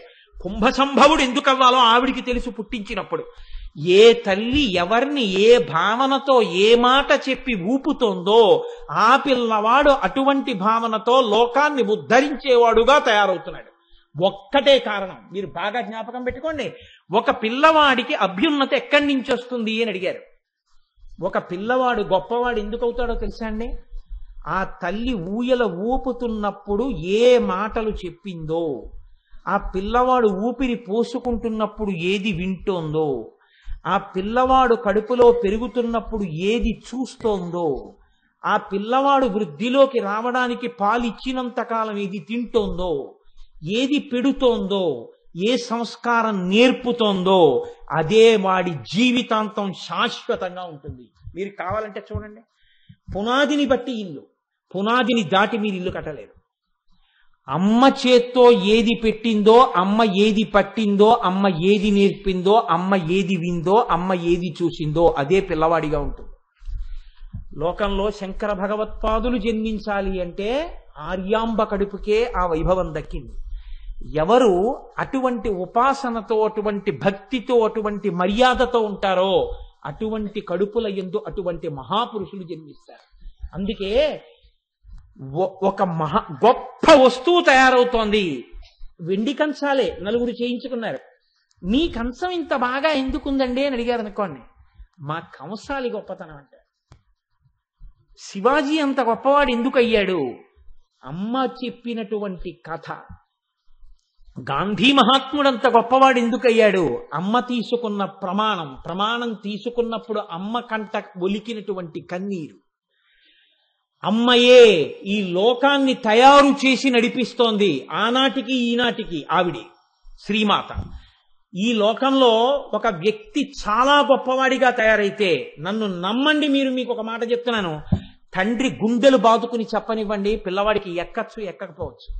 అదే అమ్మ అన్నం పెడుతూ, నాన్న మీ నాన్నగారు ఎంతో కీర్తి ప్రతిష్టలు సంపాదించిన వాడరా, మీ నాన్న కీర్తి ఒక్కరోజు రాత్రిలో సంపాదించిన కీర్తి కాదు, మీ నాన్నది అశిధారావ్రతం, మీ నాన్న జీవితం. మీ నాన్న ఎంత కష్టపడి పైకొచ్చారో నీకు తెలుసా? నీకు తెలియదు. మీ నాన్న మా పెళ్ళైన కొత్తల్లో మీ నాన్న సైకిల్ కూడా లేక 8 మైళ్ళు నడిచి వెళ్ళేవారు. మీ నాన్న తన డబ్బులతో తప్ప ఒక లూనా కూడా కొనుక్కుని ఎరగరు. మీ నాన్న ఎవరి దగ్గర ఇలా చెయ్యి చాపి ఎరగరు. మీ నాన్నకి ఇలా పెట్టడం వచ్చు తప్ప ఇలా తీసుకోవడం తెలియదు. మీ తాతగారు ఎంత గొప్పవాడో తెలుసా? మీ తండ్రి ఎంత గొప్పవాడో తెలుసా? నీ తండ్రి వైభవం నీ తండ్రి దగ్గర అలా నేర్చుకోవాలని ఎంతమంది ఆయన దగ్గర తిరుగుతారో తెలుసా? ఆయన పెట్టిన భిక్ష అని ఎంతమంది ఆయన ఫోటోలు పెట్టుకుని ఉద్యోగాలు చేసుకుంటున్నారో తెలుసా? అంత కష్టపడి చదివి పైకొచ్చి మీ నాన్నగారు ఇవాళ ఐఏఎస్ అయ్యారా. మీ నాన్న పుట్టుకతో కారులో తిరగలేదు. మీ నాన్న పుట్టుకతో ఇంత అధికారి కారు. ఎంత కష్టపడి మీ నాన్న ఈ స్థితిని చేరారో అటువంటి తండ్రి కడుపున పుట్టావు. ఇవాళ మీ తండ్రి వైభవానికి టీవీ చూస్తూ కూర్చుంటే పనికిరాని వాడివైపోతే, మీ తండ్రి తలదించుకుంటే నువ్వు ఎందుకు పనికొస్తావో చెప్పు? మీ నాన్నలా నువ్వు కష్టపడి చదవాలి. మీ నాన్న ఎప్పుడు సంతోషిస్తారంటే పుత్రాది చేత్ పరాజయం. నీవు చేసినంత గొప్ప పని మీ తండ్రి చెయ్యలేకపోయానని ఓడిపోయిన నాడు మీ తండ్రికి సంతోషం. మీ తండ్రి సన్మానాలకి సంతోషం కాదు, నువ్వు చేసిన పని చేయలేకపోయానని మీ తండ్రి ఓటమిని అంగీకరించడంలో మీ తండ్రికి సంతోషం. అందుకే సుబ్రహ్మణ్యుడు చెప్పినంతగా ప్రణవానికి అర్థం చెప్పలేకపోయాననుకున్నట్ట శివుడు. అందుకని పుత్రుడి చేత వైభవాన్ని పొందినవాడు ఎవడంటే లోకంలో అంత పెద్దరికాన్ని పొందినవాడు తండ్రి పరమశివుడి. అందుకని కొడుకు సుబ్రహ్మణ్యుడు అంటే అంత ఇష్టంట ఆయనకి. కాబట్టి నాన్న నువ్వు వృద్ధిలోకి రావాలి అని ఒక అమ్మ ఒక పిల్లవాడికి చెప్తే పిల్లవాడు వృద్ధిలోకి వస్తాడు. తండ్రి ఎంత గుండెలు బాదుకు చెప్పనివ్వండి అందనుకోండి, గాలిపోతాయి. నేను ఈ మాట ఎవరిని నిందించడానికి చెప్పట్లేదు, ఇది మర్యాద లోకంలో. అందుకే ఇంగ్లీష్లో ఒక సామెత ఉంది, the hand that rocks the cradle is the hand that rules the world. ఏ చెయ్యి ఊయల ఊపుతోందో ఆ చెయ్యే లోకాలని పరిపాలిస్తాం. మీరు కాదని అనగలరా? ఏ తల్లి, ఒక్కొక్క తల్లి ఈ లోకానికి ఊపిరిలు పోసిందండి. సర్దార్ భగత్ సింగ్ తల్లి కొన ఊపిరితో ఉండగా మంచం మీద పడి ఉంటే ఒక పెంకుటింట్లో ఎవ్వరూ చూసేవాళ్ళు లేకపోతే ఆయన్ని పోలీసులు పట్టుకునేటటువంటి రోజుల్లో పరిగెత్తుకుంటూ ఇంటికొచ్చి, అమ్మా నీకు ప్రాణోత్క్రమణం అయిపోయే రోజులు దగ్గరికి వచ్చేస్తున్నాయి, నేను వెళ్ళనమ్మా స్వాతంత్ర సంగ్రామానికి, అమ్మా నీ సేవ చేసుకుంటానమ్మా అంటే ఆ తల్లి కొడుకుని చూసింది, ఛీ దుర్మార్గుడా, నీలాంటి కొడుకుని కన్నందుకు ఇప్పుడే చచ్చిపోతే బాగుండు అనుకుంటున్నానంది. ఏమమ్మా అంత మాట అన్నామన్నారు. కొన్ని కోట్ల మంది దాస్యం అనుభవిస్తుంటే భారతమాత ఏడుస్తోందిరా, నీకు నాకు తల్లి ఆ తల్లి దాస్య శృంఖలాల్ని ఛేదించి వీరోచితంగా యుద్ధం చేయడం మానేసి అమ్మకి కాళ్ళు పట్టడానికి వచ్చావా? పడితే 3 రోజులు ఉంటాను, పట్టకపోతే ఓ పూట ఉంటాను. నేను పోవడం కాదురా కావలసింది, అమ్మ సంకెళ్ళు విడిపించు లే అంది. అంతే భగత్ సింగ్ ఉత్తర క్షణం వెళ్ళిపోయాడు. ఆఖరణ తన కంఠానికి ఉరితాడు తగులుకుంటున్నా మా అమ్మ కోరిక తీర్చాను చాలు, ఈ దేశం కోసం పోరాడిన అసువులు అడ్డేశానని ఊపిరి వదిలిపెట్టేశాడు. అటువంటి దేశంలో ఈయన ఎందుకనాలి? అటువంటి కొడుకుల్ని మనం పెంచి పెద్ద చేస్తున్నాం, అటువంటి సంస్కారాలు మనం నేర్పుతున్నాం. ఇవాళ భగత్ సింగ్ తల్లి ఏది మాట్లాడితే భగత్ సింగ్ తయారయ్యాడో ఎక్కడా ఏ పాఠ్య పుస్తకంలో చెప్పకూడదు. చెబితే అటువంటి వాళ్ళ పిల్లలు కూడా చదివేస్తారేమో అని వాళ్ళకి బెంగ. ఇటువంటి దౌర్భాగ్య స్థితికి మనం వచ్చాం. ఆనాడు తల్లి వసిన్యాది దేవతలతో చెప్పించింది, శ్రీమాత ముందు చెప్పించింది. అమ్మ వలనే లోకం తయారవుతోంది, అమ్మ వలనే. అబ్బో ఒక్క నామం లేదు, ఇలా అయితే సహస్రమే అవుతుందండి ఇంకా. కాబట్టి శ్రీమాత, ఈ అమ్మ యొక్క గొప్పతనం ఏమిటో తెలుసా అండి? లోకంలో దయా అనేటటువంటి గుణం అనేక చోట్ల కనపడుతుంది. అనేక చోట్ల కనపడినా దయని పుచ్చుకునేటప్పుడు మీకు ఎంత కాదన్నా కించిత్ చిన్నతనం అనేటటువంటిది ఉండే అవకాశం ఉంటుంది.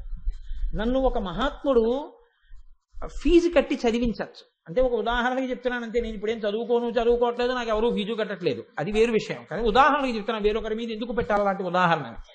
కానీ ఆయన నన్ను ఎంత ఉదారంగా చదివిస్తున్నా, ఫీజు కట్టండి అని నోటీస్ ఇచ్చినప్పుడు నేను ఆయన దగ్గరికి వెళ్ళి, సార్ నేను మళ్ళీ ఫీజు కట్టాలండి, అందుకని 23,000 రూపాయలు మీరు ఇచ్చేస్తారా అని అడగడానికి నేను వెళ్ళి వాళ్ళ ఇంటి ముందు నించున్నప్పుడు ఆయన బయటకు వచ్చి, రేపు రావయ్యా తీసుకెళ్ళిపోదు కానీ, బాగా చదువుకుంటున్నావా అని అడిగితే, ఆ మరునాడు మళ్ళీ నేను 23,000 రూపాయలు తీసుకోవడానికి వెళుతున్నప్పుడు నాకు ఒక చిన్నతనం ఉంటుంది.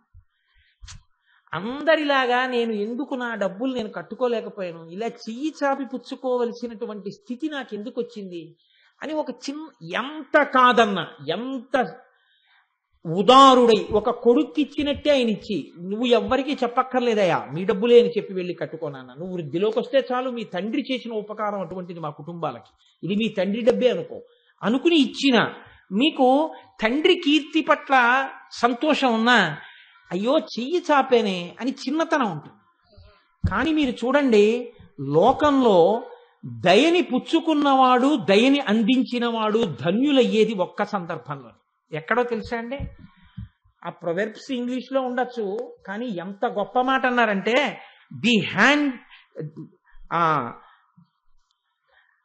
The quality of mercy is not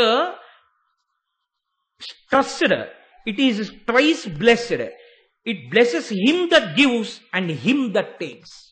ఒక్క అమ్మ విషయంలో మాత్రం ఎక్కడైతే దయ ఇయ్యబడుతోందో అక్కడ చిన్నబుచ్చుకోవలసిన అవసరం ఉండదు.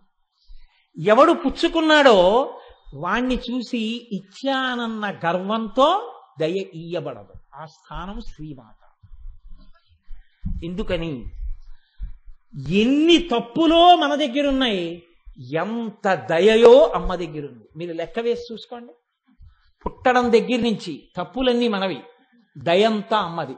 రోజు నేను చెప్పక్కర్లేదు, మీకు తెలుసు. ఎన్ని తప్పులో చిన్నప్పుడు, అన్ని అబద్ధాలే, అన్ని తప్పులే. ఇంత తప్పుడు బతుకుని కడుపులో పెట్టుకుంది. ఎవ్వరికి పక్క వాళ్ళకు కూడా చెప్పలేదు, కొడుకు చులకనైపోతాడని.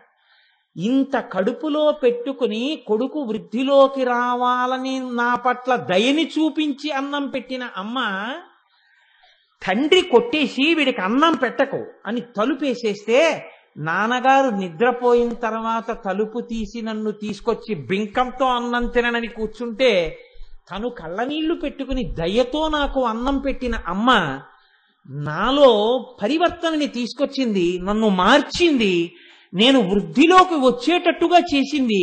ఆ ప్రకటించిన దయ వలన ఆవిడికి తరిగిపోలేదు. ఆ దయని పుచ్చుకున్న నేను కుమిలిపోవలసిన అవసరం లేదు. ఇచ్చిన దయ, పుచ్చుకున్న దయ బాగా ఇంకా గుణింపబడి రెండు సార్థకత పొందేది ఎక్కడైనా ఉంటే లోకంలో ఒక్క అమ్మ దయచేత ప్రకాశించినటువంటి కొడుకునందే. అమ్మ దయ అర్థమైతే నువ్వు ఎప్పటికీ తప్పుడు కొడుకువి కాలేవు. అందుకే పోతన గారు ఒక్క తీర్పు చెప్పారు, చేతులారంగ శివుని పూజింపడేని, నోరు నొవ్వంగ హరికీర్తి నుడువడేని, దయయు సత్యంబులునుగా తలపడేని, కలుగనీటికి తల్లుల కడుపు చేటు. కాబట్టి లోకంలో అమ్మకే ఇంత మర్యాద ఉంటే, ఇన్ని లోకాలను కన్న అమ్మ ఆ శ్రీమాత ఎంత గొప్పదై ఉండాలి అని, అంత గొప్ప అమ్మ గురించి, అమ్మ యొక్క దయా విశేషం గురించి మనకి లోకంలో ఆ లలితా సహస్రనామంలో వసిన్యాది దేవతలు ఆ అమ్మ వైభవాన్ని కీర్తనం చేస్తారు. అయితే చాలా ఆశ్చర్యకరమైన విషయం ఏమిటంటే, ఇంత పెంచి పెద్ద చేసినటువంటి అమ్మకి నమస్కారం చేయకపోతే పీడాపోయేది. అంత గొప్ప అమ్మ వైభవం చెప్తుంటే ఆవలింత రావడానికే సిగ్గుపడాలి మనం. ఆ ఆవలింత 100 మందికి వినబడేటట్టు ఆవలించిన వాడు సభలో ఏమనుకోవాలి? అటువంటి వాణ్ణి కూడా క్షమించగలిగిన శ్రీమాత అమ్మవారని అమ్మవారి గురించి పెద్దలు అంటారు. అంతటి వైభవం ఉన్న తల్లి శ్రీమాత. అటువంటి తల్లి యొక్క వైభవం వసిన్యాది దేవతలు కీర్తనం చేశారు. కాబట్టి ఇవాళ నేను ఆ శ్రీమాత అన్న నామాన్ని మాత్రమే వ్యాఖ్యానం చేయగలిగాను. కానీ ఎన్ని చేశామన్నది కాదు. ఏకశబ్ద సమ్యజ్ఞాత సృష్ట ప్రయుక్త స్వర్గే లోకే కామదుర్భవతి. ఒక్క పరవశంతో ఒక్క మాట చెప్పుకున్నా చాలు. కాబట్టి ఇంకా నేను దాని గురించి ఏదో చెప్పాలనుకున్నా ఇక ఇక్కడతో శ్రీమాతా నామాన్ని పూర్తి చేసినట్టుగానే భావింపబడుగాక. రేపటి రోజున శ్రీ మహారాజ్ఞి అన్న నామం గురించి అమ్మవారు నా చేత పలికించి నన్ను ధన్యుణ్ణి చేయుగాక